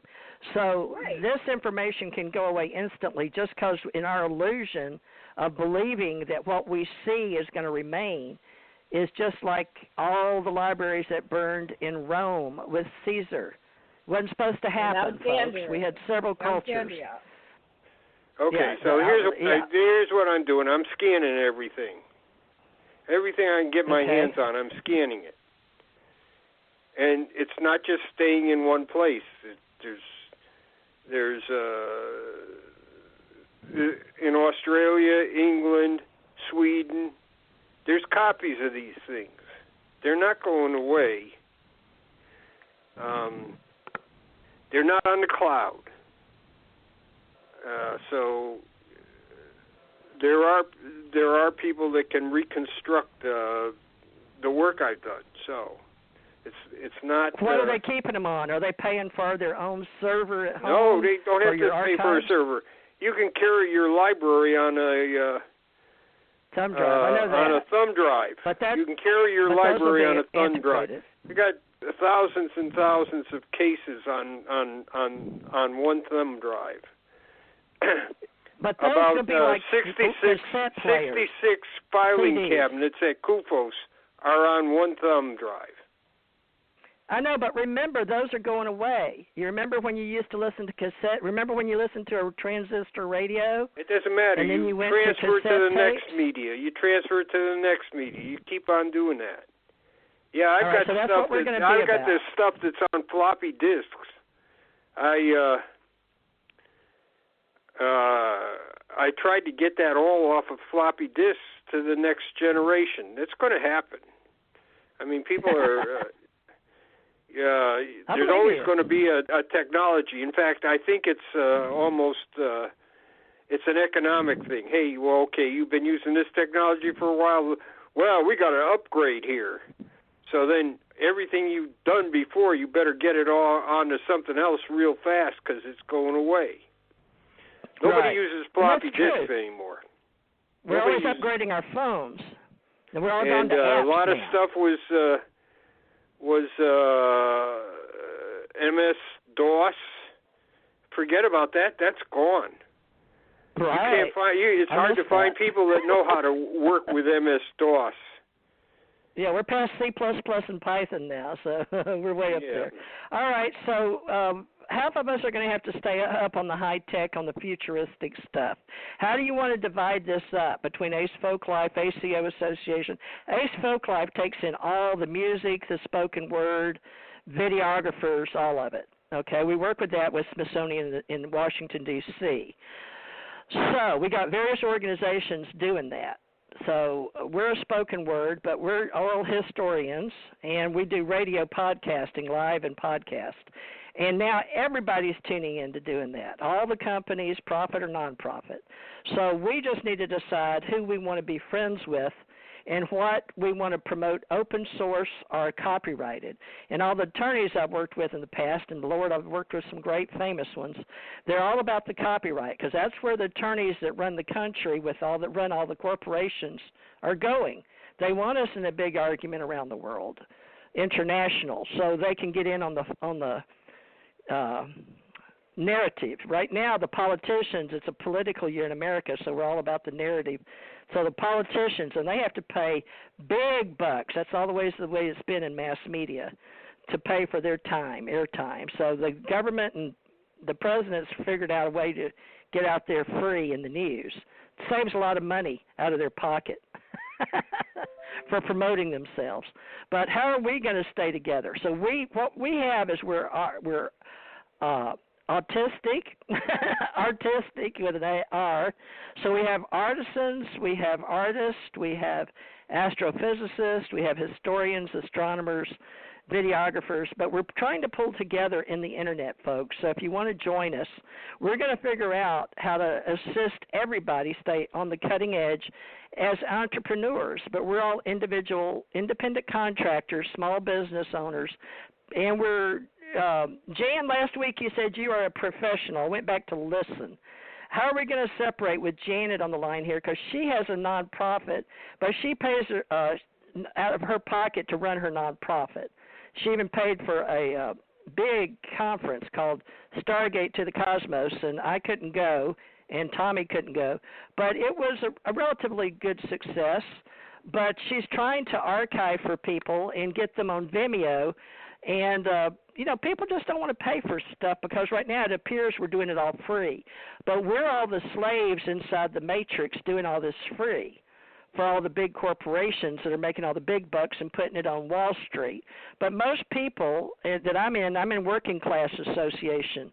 And the Working Class Association, a lot of them don't realize that the people inside the matrix that are doing all the work free, they go to the universities and get smart, and by the time they get out, all the jobs are gone. So I've recently had an intern, 23, going to college, but he realizes the gamers all thought they were going to get rich, and now they're not, and there's so many. Remember the big bust? We train them in the universities, and there's no jobs because everybody went for that direction, and the bottom falls out of the computer industry. You're up on the podium and you're preaching again. Let's come back. All right. Well, the thing is, we've got to help the interns. People are in a monetary system right now. We're locked in a belief system that money is it. Free information. People do not value free. They only value when you put a price to it. Well, y'all figure it out. I'm telling you, if you want to have something preserved and people will buy into it, is that you have to monetize it. And that's been the whole problem, because it used to be on YouTube that you could monetize I monetized everything. I spent hours putting everything up, and then they changed their system. See, everything is controlled by that puppet master. So we don't know who that is. But that was, who's YouTube? I don't know which guy. Which guy, and it's usually a guy, owns YouTube, right? So they just can decide to change it all. So nothing is secure. But you can work right now in today, this moment, to monetize it. If it's monetized, then people will pay for you to access this. You have to put a value to it. They have to feel that it's valuable. And then that will help you pay for whatever, it's the cloud or the website. So it's all a circle of money. And I don't like the money system, but that's what we're in. I didn't create the world, but I'm living within it. And I'm doing what I can to keep going, one day at a time, one footstep after another. So all this abstract stuff that you're talking about is these organizations, they're nothing unless somebody puts their $2 behind it and says, I'll take some of that action. And the ones that are doing really well are Facebook. So those people inspired the world to throw money their way, and now they're billionaires. But we're somehow not inspiring them, and we're talking a lot, but we're not really getting people to, back us and help us pay for it. So then we're using our Social Security, and we're getting old and we're getting tired. So we need to think, as I'm saying the same thing over and over and over. We have to go outside of that box, which is just a do loop, if then else do loop, right? And we need to go outside, new. What new can we do?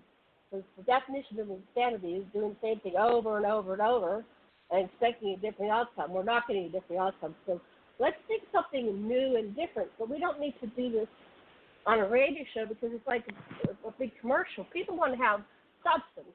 They want to have meat. So what you were doing with Jan, which is creating this archive, that has a value that somebody won't want to pay for it. But anyway, I think you're way off the beam here. There's no way to monetize this because the number of people you have that are interested in the subject or subjects is very few. There's not enough to support it. Yeah, they're not George unified. Monetizes it. George Norrie monetizes you can't monetize something that nobody's interested in.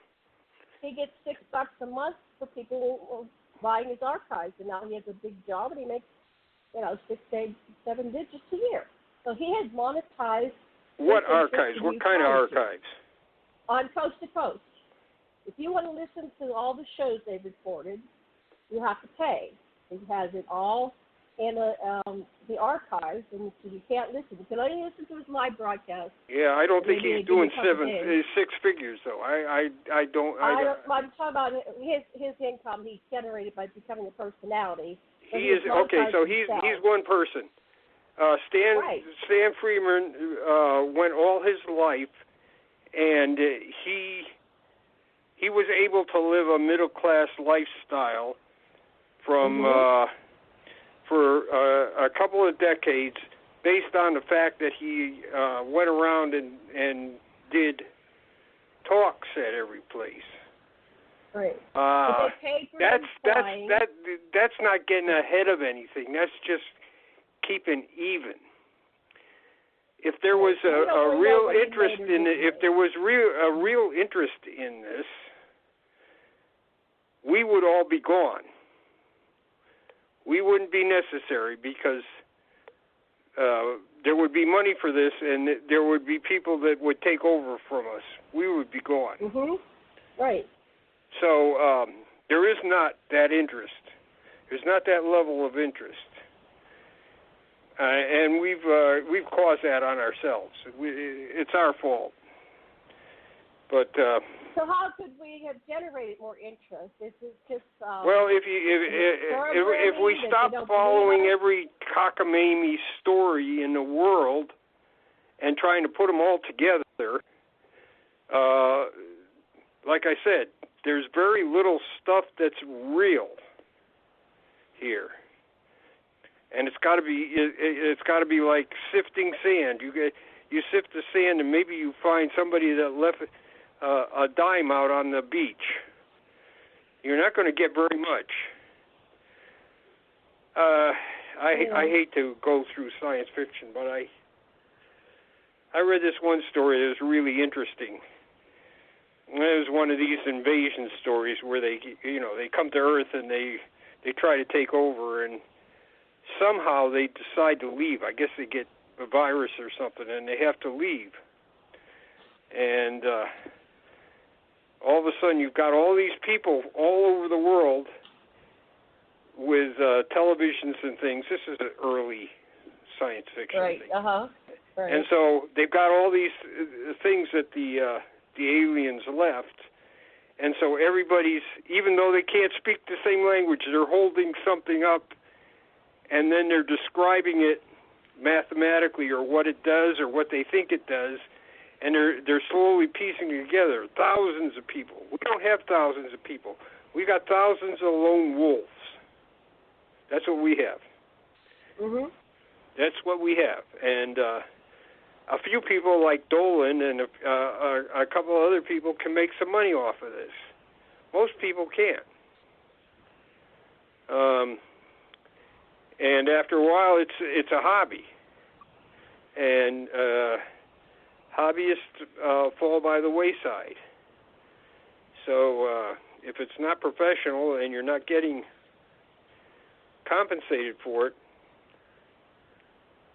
it's hard to get consistent results, and that's what we don't have consistent results. Like I said, you had NICAP for a while. You had actually paid staff and salary, and they did things. But more or less, that's gone. So we're like the scribes in the Middle Ages. We're trying to keep the dark away. We're trying to keep knowledge going, but it's not something that's going to pay the bills. There's not that much interest in it. We've more or less shot our wad. There's nothing left. The TTSA thinks that they're going to be the saviors. I don't see them making any money. It's just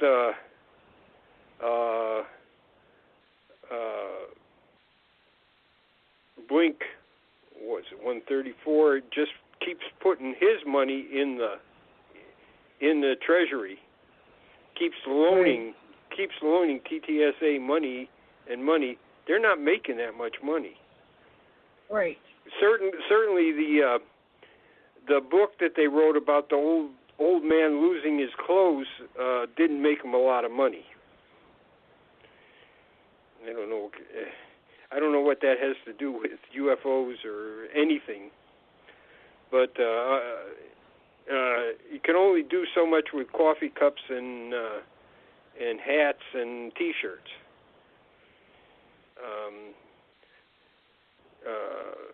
It's like I told Dr. John Reed, we need an Institute of Ufology, and it needs to have hundreds, if not thousands, of people. And so it's not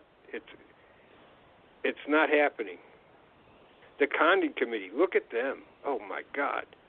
First of all, they couldn't figure out how to study UFOs. They spent almost a year fumbling around about how they're going to study them, and finally they just did a few cases and then slapped the executive summary, says there's nothing to it, and that's it. And they were able to spend over $250,000 just with almost nothing to show for it. I mean, NICAP gave them hundreds of cases to look into. They only looked into a small fraction of them. So McDonald gave them cases. They said, if we solve these 20 cases he just gave us, he'll just come back with 20 more. And I'm saying to myself when I read that, I said, yeah, that's called science. Yeah, there's a lot of dead ends. But I don't see how right now how anybody's going to make money. Keogh made money for a while, then he poured it all right back into. I mean, he had bestseller, Flying Saucers Are Real, and then Flying Saucers Top Secret. I think it may have been a bestseller for a couple of weeks, but it didn't sell as much as his first book. But then when he got NICAP, he put all the money he had made, plus a lot of money that he couldn't afford to. He cut off his kids from going to college because of that.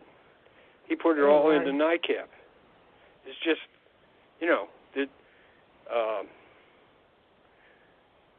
you say we can monetize it, but it's hard. It's hard to monetize it when like a hobby.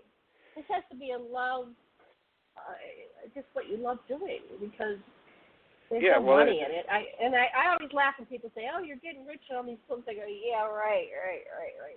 No, I haven't got rich on anything. Enjoy to do. I'm not getting rich on it. Yeah. So anyway, I don't know. I gave up on that. I do other things. I don't worry about my UFO books making money, and I don't worry about monetizing any of the stuff because that's not it. I used to make money doing therapy with people, so I'm going back to doing therapy. But where I made my most money in life was relationship counseling. So I'm putting up that shingle again. But there's no real money for the people like us that are older and retired.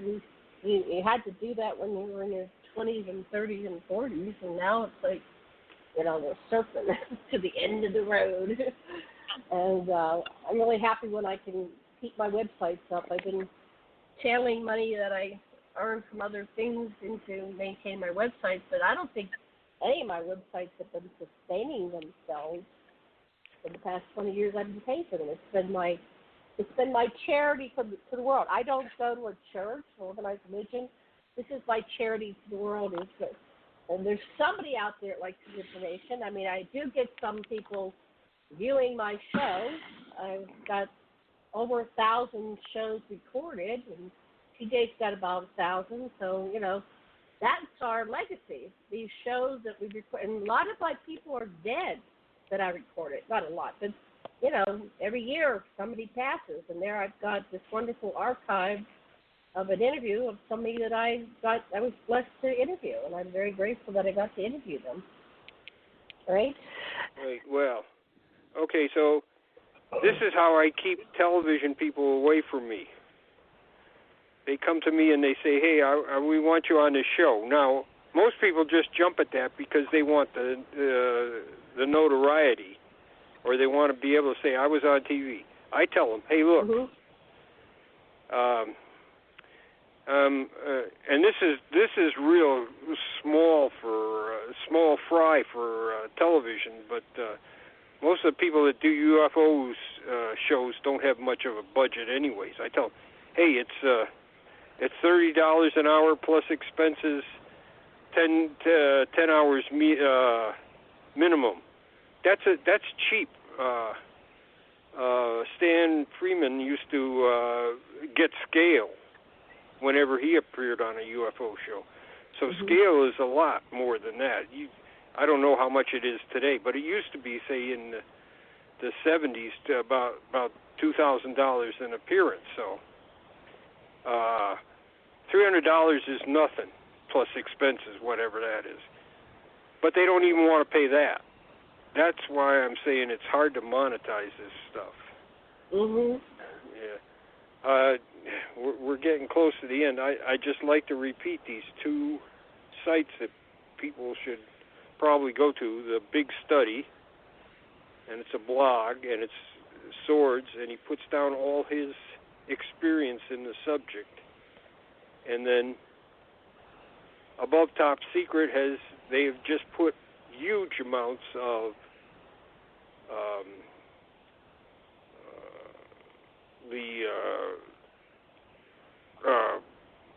data. It's all in PDF, so they've transcribed a lot of these shows on the internet, and what is it? Not Twitter. The shows where they have a lot of where they have interviews. People do. It's like it's an internet blog. I forget what you know what it is. Everybody knows what it is. My memory's been abducted right now. What is it? Not Twitter. It's Facebook. Twitter. LinkedIn? No, not Facebook. No. Where they interview people all the time. Every day there's dozens of these things. Not sure what you're referring to. TJ, are you there? What's Jan? I'm talking about okay, I'll remember it after we're off the air. Okay. I mean, if you guys don't know what it is, I'm sorry. I can't think of it right now.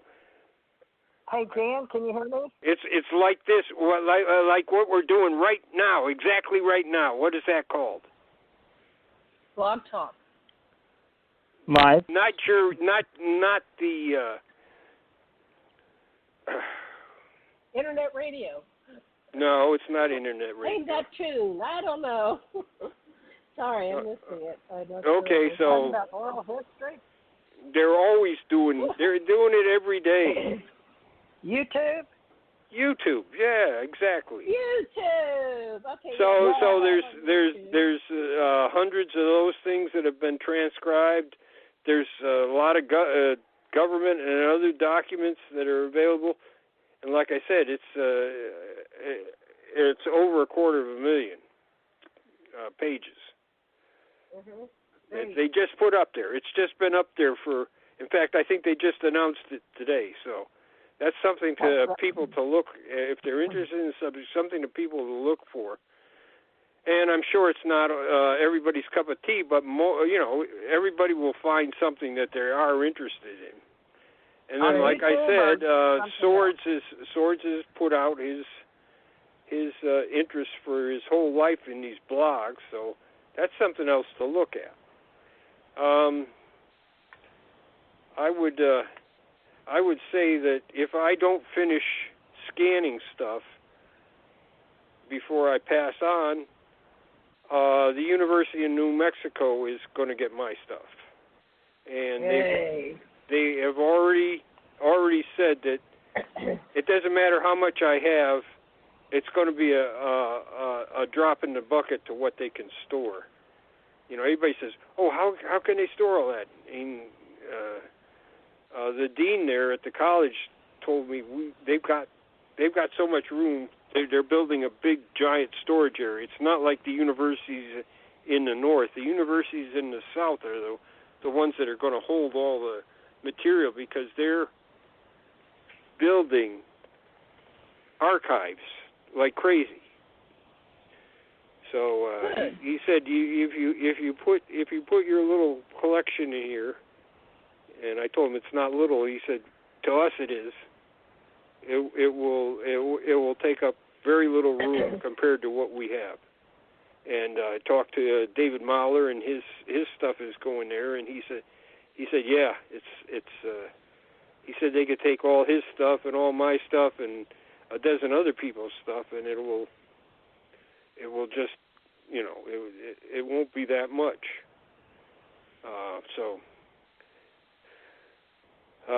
And I've got 4 rooms here at my house that are filled to the ceiling with file boxes and things and filing cabinets, and then I've got a giant storage area down at one of the storage places that's filled with stuff. Oh my God! Yeah, this is not a small undertaking that I've done. Mm-hmm. I'm not talking about books and periodicals. I'm talking about documents and case files. So you have somebody lined up that if you were to pass, they will go and gather all that stuff and we have the people. dump truck and Yeah, we have. The University of New Mexico is.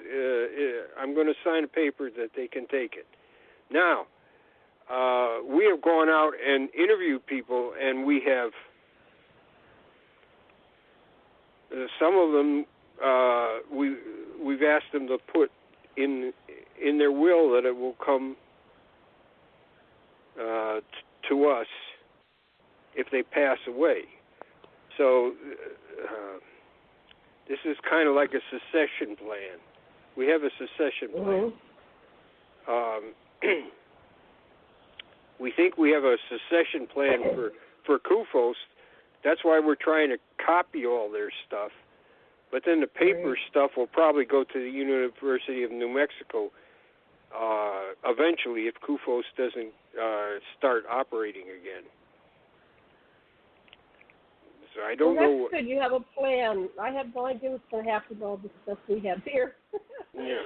And Valet is sending his material to Rice University. That's a good idea, yeah. So Rice has a number of people, Dr. Haynes, Richard Haynes, and a number of other people have their material going to Rice. Now, Valet has put a 10-year moratorium on looking at it, though. Oh, my goodness. I think there's a reason for that. I think because he let other people that were interested in ufology use his files, and he signed a non-disclosure for a certain period of time. So his stuff won't be available. I think it's about 8 or 9 years forward from this. Well, I won't be around then, so that's probably not me. So there's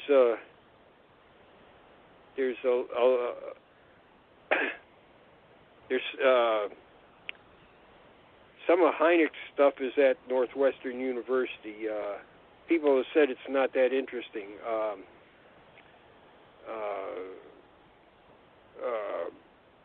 There's Clarksburg has Gary Barker's stuff at the county museum. Condon's material is at the American Philosophical Society, as is Menzel's, Class, Dr.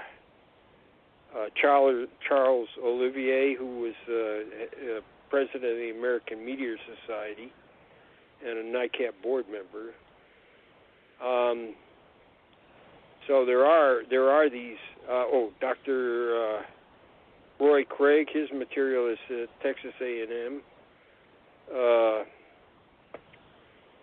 Texas Tech has done a lot of oral histories with people that have had UFO sightings. So there are places where this stuff can go after we feel that it has no use for us, or after we pass away. So there are places that this material can go. I think Rice is more interested in the metaphysical aspect, or the cultural aspect. So I think they're a more skeptical thing. They're more interested in, look at these UFO freaks. Look what their beliefs are. I think that's their thing. But in the meantime, they're storing our materials. So that's here's what happened when I worked for WRS Motion Pictures in the 80s, in the early 80s or mid 80s. They were getting all the films that Hollywood had produced from the beginning of the film, right? And so they were desperately making they didn't have CDs or DVDs back then. They had VHS and beta tapes for a while, and so they had shipped all these originals to a vault in Pittsburgh, and then the roof started leaking. So it was like they didn't discover it until some of these things got. So we never, we can have all our plans in place, but the floods happen, the rains get in, the roof leaks. Right. And I know that George Fawcett's material apparently has all been discarded because the roof gave way. The roof gave way. The roof leaked. Wherever you're storing, that's why I think the government made the stuff underground. But I don't know how solid that is. Well, if there's a good earthquake, will all that collapse, or how do they ensure that things under the ground won't be moving with the tectonic plates? So I guess we're all just dust in the wind, and we're like the sand painting or the sand castle, and a good breeze, a good wind, and we're all washed away. But I applaud your efforts in thinking the next steps. And as far as the government goes, they don't know what they have or where it is. It's like the end of the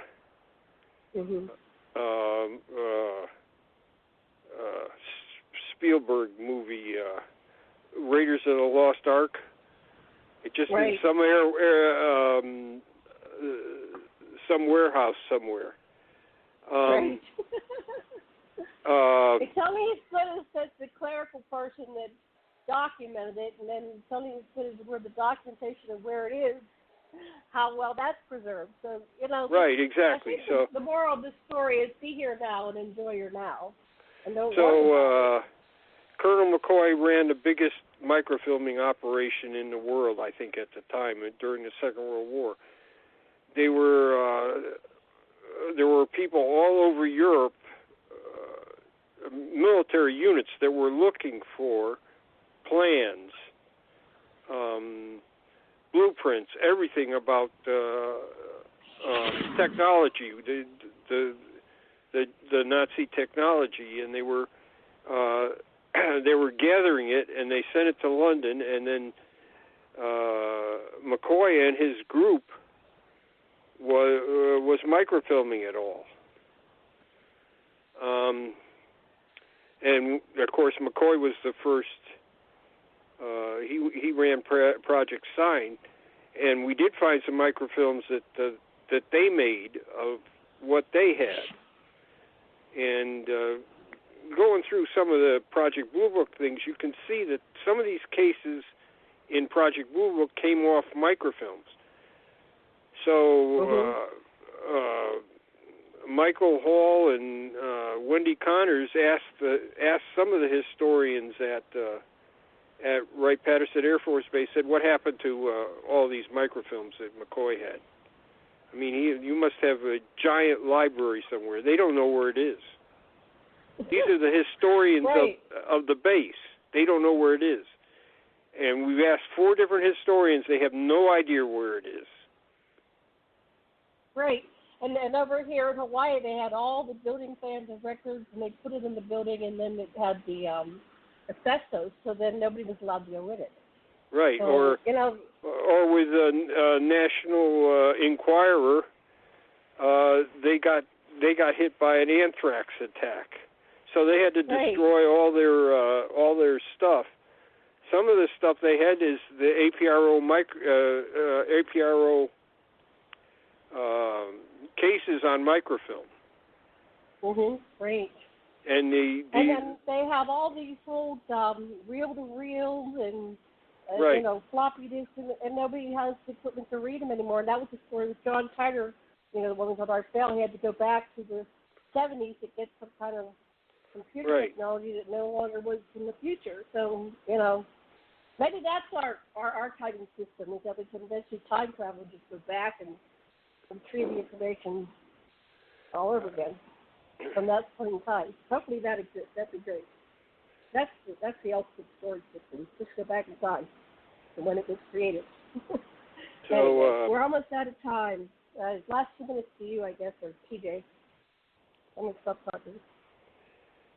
Okay. Well, one more thing in this.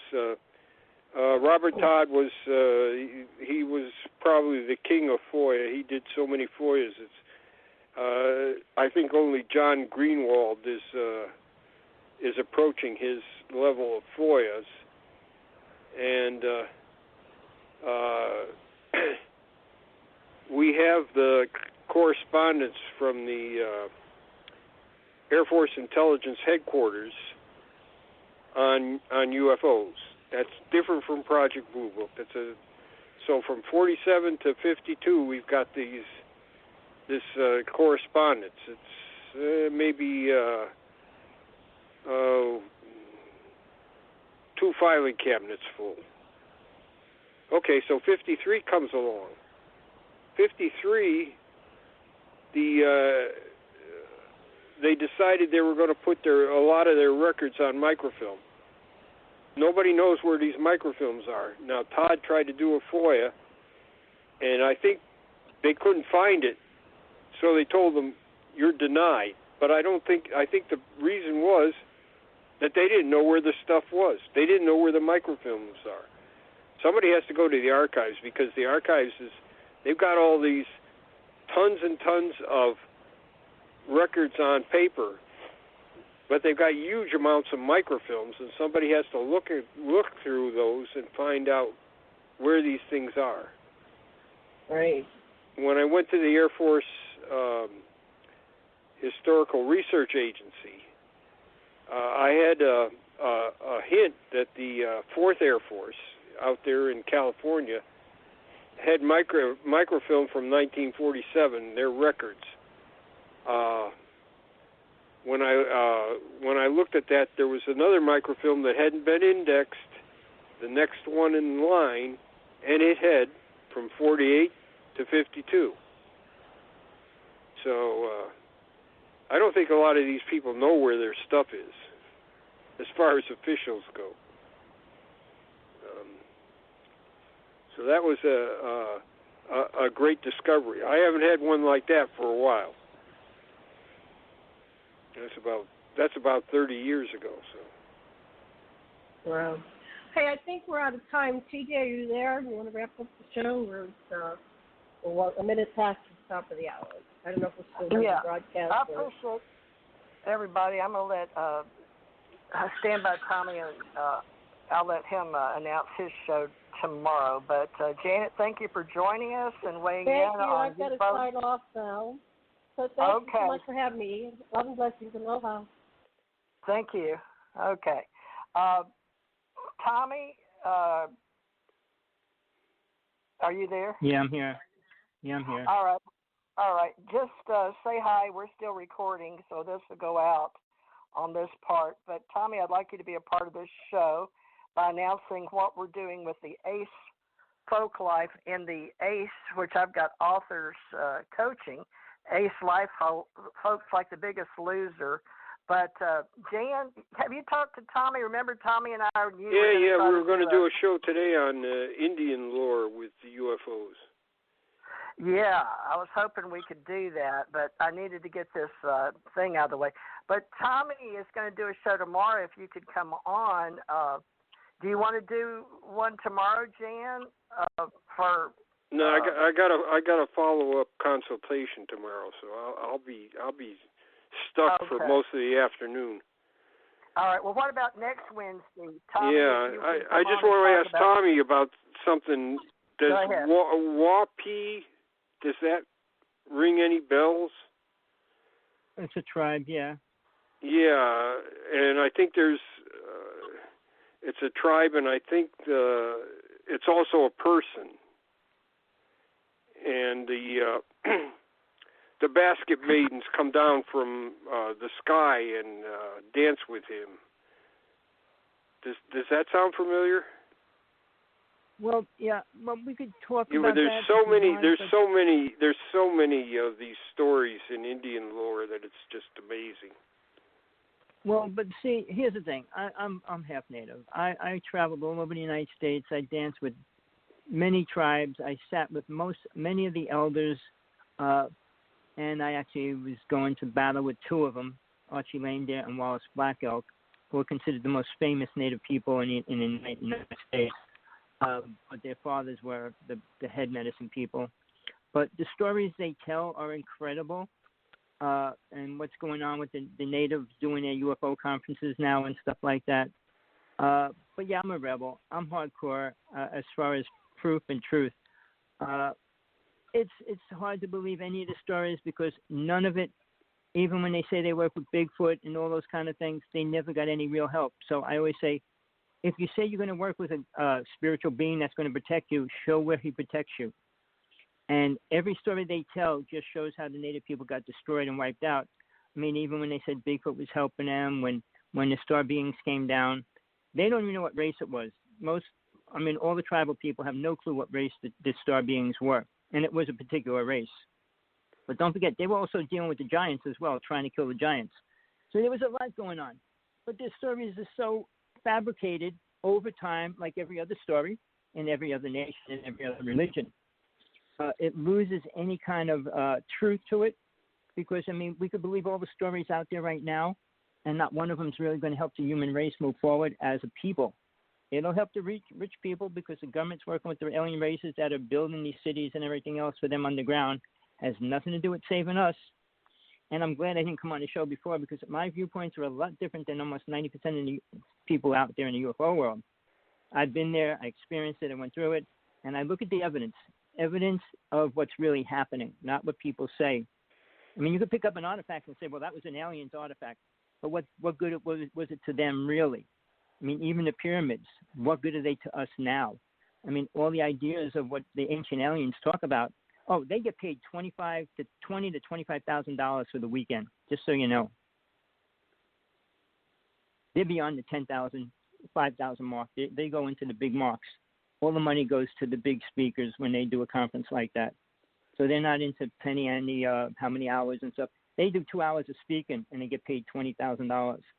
So it's not like the average UFO speaker that could speak 2 workshops, do a workshop for the weekend. And half of them are, I'm sorry, they don't know what they're talking about. Well, that's the big problem. Big problem. Yeah. Now, I'm glad. I'm doing a show tomorrow at Tina Bird. She's been abducted half of her life. Her story's real. She agrees with me almost. We agree almost about 99, 98% on everything, including there's no such thing as a good alien. I know people totally disagree with that, but that's their choice. I said when a good alien comes down and helps mankind, Tesla worked with a bad alien race. Einstein worked with a bad alien race. The technology they brought out is going to destroy the planet, not save it. So when we talk about the most important thing that ever happened was that the technology that Tesla brought out to this world. And he didn't get it out of his brain. He got it out of technology that the aliens gave him and showed him. So, yeah, we got problems coming soon. This virus is an alien virus, and I can't say where it was dropped off, whether it was dropped off in the United States and brought to China, or whether China was working with it. It's a year old already, just so you know. They had it. It got out. Whether somebody released it or how it got out is a different story. But China wants to take over the world. They're building giant cities, so their foundation is not about destroying their own race. But they will, if this virus spreads to Tibet, it will destroy Tibet. They already took over Tibet, but it'll destroy all the Tibetan people that are there that still follow the Dalai Lama. So, yeah, there's battles going on with China. They want to be the number one country in the world. And right now they're going to go after the United States money, and that's what's happening right this second. So, yeah, who controls them? What race do they work with? But they're being people fighting with guns and weapons. The United States already worked with aliens for such a long time, and the technology that we're going to use could eliminate a country in a very short time. So, that's why the United States doesn't want to talk about it. If they did, then China would try to wipe us out before we could. There's reasons why the government covers up what they're doing. They don't want to tell the world what we're prepared to do. We're fighting with aliens in space, and so is Russia. So people don't want the truth. They're not ready for it. They want to hear good aliens are going to come help us.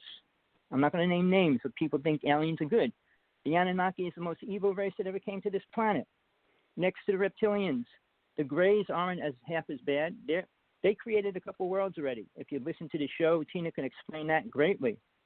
But there's a lot of things going on, but we're in trouble, and the outside of the planet is in the worst trouble. So, yeah, I'm hardcore about that. And I look at the facts, I look at the people talking about it, and their proof. Just so you know, I stayed with Sergeant 18, and we worked up in Wanacue, New Jersey. Now, Bruce Cornet's story is his story. But Brian and me, we were on the government property every day, 3-4 days a week. We stayed there for 6 to 8 hours every night. Bruce came out there a couple times with us. We spent a couple years going there. We filmed every kind of ship that exists, every kind of creature, every kind of alien entity. Oh, man, it was a place where Tesla was working with DuPont. That whole story, nobody talks about it because they don't know it. Now, that should be a whole show because, and the stories that are coming out, the books, I mean, Bruce is going to be talking about it a little. But we went to the police departments up there getting all the information of these cops because the Wanacue Reservoir was a city. There were people living there. They brought the people out and flooded the city. For 9 months, UFOs were going in and out of that city while the Army was stationed around it. They couldn't do a thing about it. It's the most important UFO story in the United States because basically it's what happened after Tesla created the Philadelphia experiment. I mean, Bruce got involved with plotting out the vortex of energy between Pine Bush, Long Island, Montauk, and the three sections where it was, Wanacue, New Jersey. But basically, what went on here, I was friends with the people involved with the Philadelphia experiment. The one that died, who was the most important one, not ALdrich. I mean, Preston Nichols talks about it, but ALdrich was the only one that actually went back in time. And he was the only one that lived through it. So his truth, I think, is probably the most important if you're going to even mention the Montauk Project or the Philadelphia experiment. And he was friends. I was friends with him, so was Sergeant 18. And I could go into the whole story, but we don't have time. The show is over. But for me, the truth is all that matters, not what people say, not people what they want. Because basically we have the history of the Anunnaki. We have the history of the Sumerians. We have the history of the Atlanteans. So who do you want to follow? Which one of them? Their truth was documented in stone, and it's the oldest stone documents on this planet. So do we want to listen to them, or we want to listen to Joe Schmo writing a document and putting it in a file and say, okay, here's the truth. I mean, we have stories coming out every day. Like you said, these top speakers that are making all the money never saw a UFO, were never inside a UFO, never saw an alien, was never close to an alien. So how can they talk about it? I mean, I can say names because I met with many people and challenged them to their face. I don't hide what I say, don't cover up what I say, and I put it out there mainstream. I said, you want to talk, you want to debate it, go right ahead. You want to go to court against me, please. Take it to court. Say you know God. I mean, any of those things. Here's the battle. We're trying to bring the truth out. I know TJ agreed with me originally. We want to bring truth out to help people. And I mean, saying we're going to live here forever, why would we want to? That's what reincarnation was, to teach us so that we didn't have to stay here so we can leave. But see, Lucifer is not the one in power on this planet. Satan is.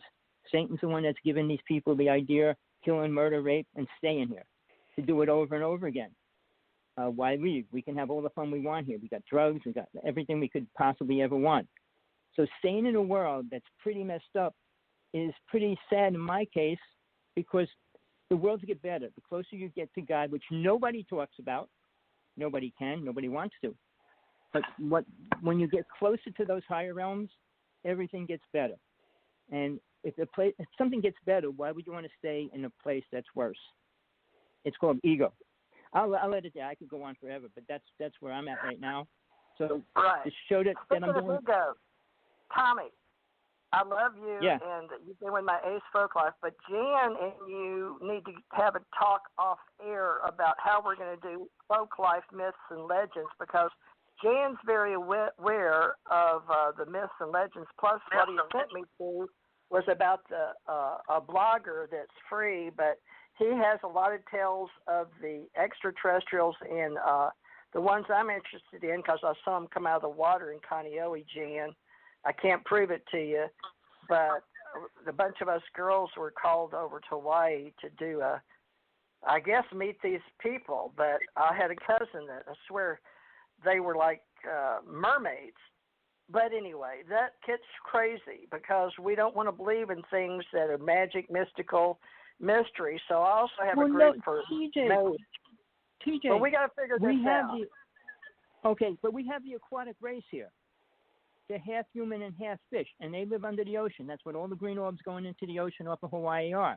It's a race. We have the Pleiadians and them. They're the two races that that populate around the Hawaiian Islands. Well, I all right, know and they're everything, real. but all right. Well, I know, that's what I want to know. do with you and Jen. How do I prove that? Because you're very much on truth, but it's your truth and what you've experienced or what you think. So I want y'all to watch The Monk, and it's called from Hawaii, folks. 10 years he was a monk in Hawaii, and he is an entrepreneur. So he's going around teaching, and you can listen to him, Jan, on YouTube. But I like his logic. He has 3 bars for a comedian, 3 white bars. He says he has 3 more bars than us, so it's funny. It's called Monk Entrepreneur. His name's Don DePani. Dan, D-A-N. I may be saying it wrong. Dan DePani, and help me with my entrepreneurs and my interns and my university and how we're restructuring all this, folks, because I want to help everybody, but I'm only one person. So if you can join my group, please do. It's Teresa J. Morris, and I have a Patreon account for my community. And my community is just full of people with their own ideas, expectations, filters, experiences. And I guess my daughter named our group Ascension Center with me when we were born and we died. So we're curious creatures. We have memories of past lives, and she's dead now. But she gave her life for the Ascension Center organization, the ACO, and she called us disgruntled monks. And it's on my refrigerator in there. She left me Galatians from the Bible, but she believed that we have higher beings. We call them God. And so, Christian, Muslim, Jew, whatever color you are, we don't care. The thing is, you're here now. And the bottom line, Tommy, is suicide prevention. And we hear every day of friends of ours that have died. And I lost my producer, Paul Rosenberg, who called me to tell me he was checking out, but I didn't know what to do. He told me, don't call it's too late now. Don't call my sister. Don't call. And he was in Variety because he was a producer he worked with Ron Howard and on the astronaut show, Apollo 13, I think, with Ron Howard. So anyway, folks, we've had a lot of wonderful people. Tommy, Paul went over after I interviewed him, and he became a big member of our group here as a producer in his Vimeo he went on Carrie Cassidy. I guess she heard my show, or you told her about it, because you always tell Carrie stuff. But, Jan, I hope you get to know Tommy, but y'all are both opinionated. I would like to see if y'all get along, because Tommy loved Dr. Bruce Cornet for a while, but when all my people start No. they learn about each other. TJ, Dr. Bruce Cornet came in anybody. late. You don't love anybody? No, I don't love Bruce Cornet. I don't love people in the UFO world because most of them are storytellers. Well, you don't love me? You're different, TJ. You're not. You're a person I know as a friend. That's different. Oh, okay. My partner. I'm glad we got that close squared to me. away. I thought you loved everybody. Well, Jan, I'm not going to ask you that question because I don't want to know the answer. Well, he might love everybody. Do you love I hate everybody equally. I'm an equal opportunity hater. Right. You guys are hard on me. I'm trying to market it. Well, the stuff we're having in Iowa right now. I mean, I've been. The politics. Yeah, the politics, the caucus, and they messed it up, And it's really not the volunteers' fault. I don't think they were properly trained on this app, and I don't think the app was. The people that looked at it afterwards. But I've been giving the Democrats hell all day. And this one guy says, "You're a Trumper," and I said, "No, I don't like him either." And you don't like he says, "Well, the Republicans are dumb," and I said, "Yeah, that's what we got. We got 2 parties, dumb and dumber." Well, I call it the dog and pony show, but I call it the pony and the elephant, dog and pony, but I call it the elephant pony show. Elephant donkey show. Wait. You can call it whatever you want, but we have to live within it. All right? That's right. 2 people that hate each other, we got to deal with the 2 people that have different viewpoints on life.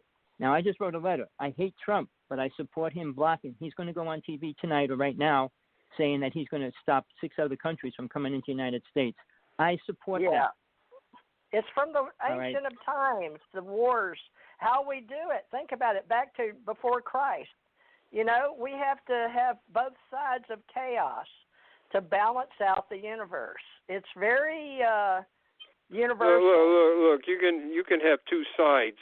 We've had this for years. We had two sides, and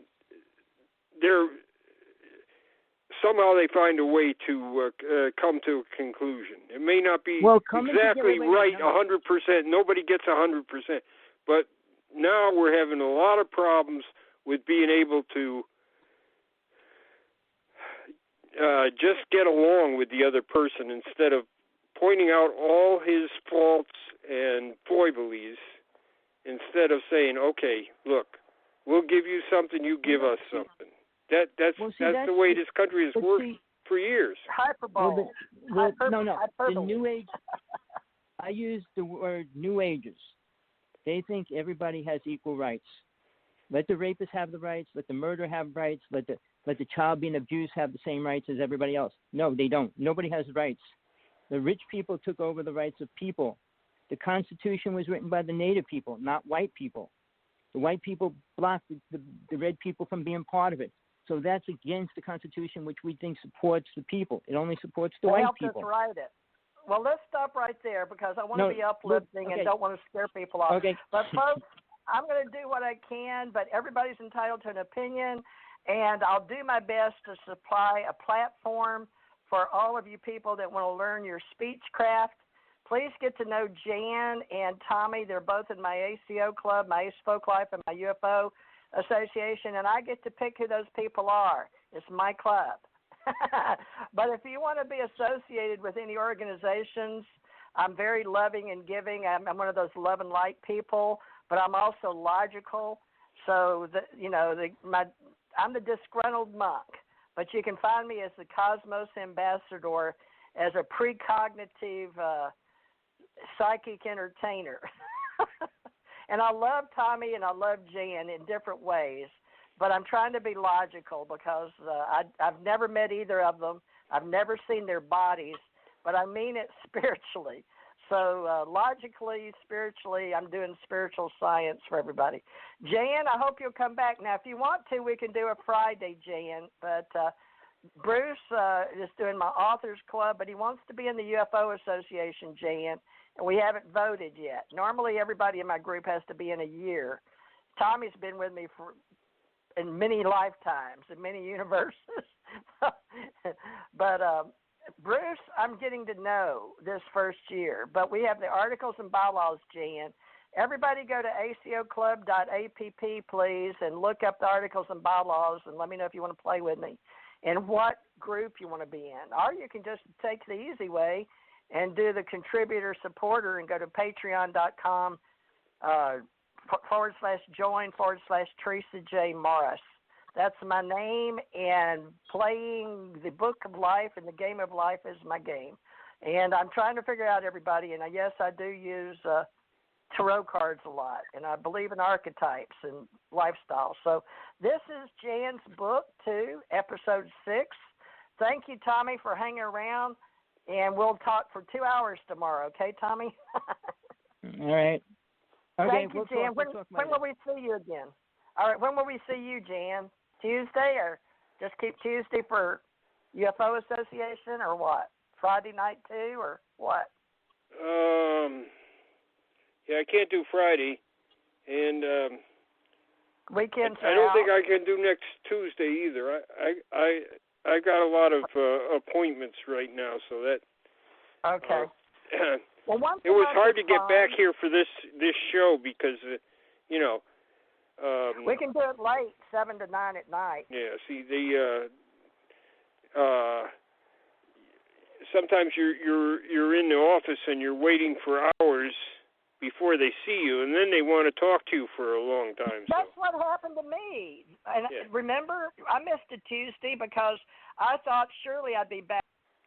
because like it was 12 or 1 o'clock, and they didn't even get to see me till 4. And I missed my own show with you. So that's true, folks. The 60 to 80 crew, we gotta go to the doctors. Well, just think about it. At least once a month, Tommy, you and me and him. Wednesday, it doesn't matter. We got Tuesday through Friday. Yeah. And next Tuesday is no good for me. See when he comes up with a date. Let him come up with a date. Yeah, you come up with a date. Let you know when he's free. Can you email me, Jan? Yeah, sure.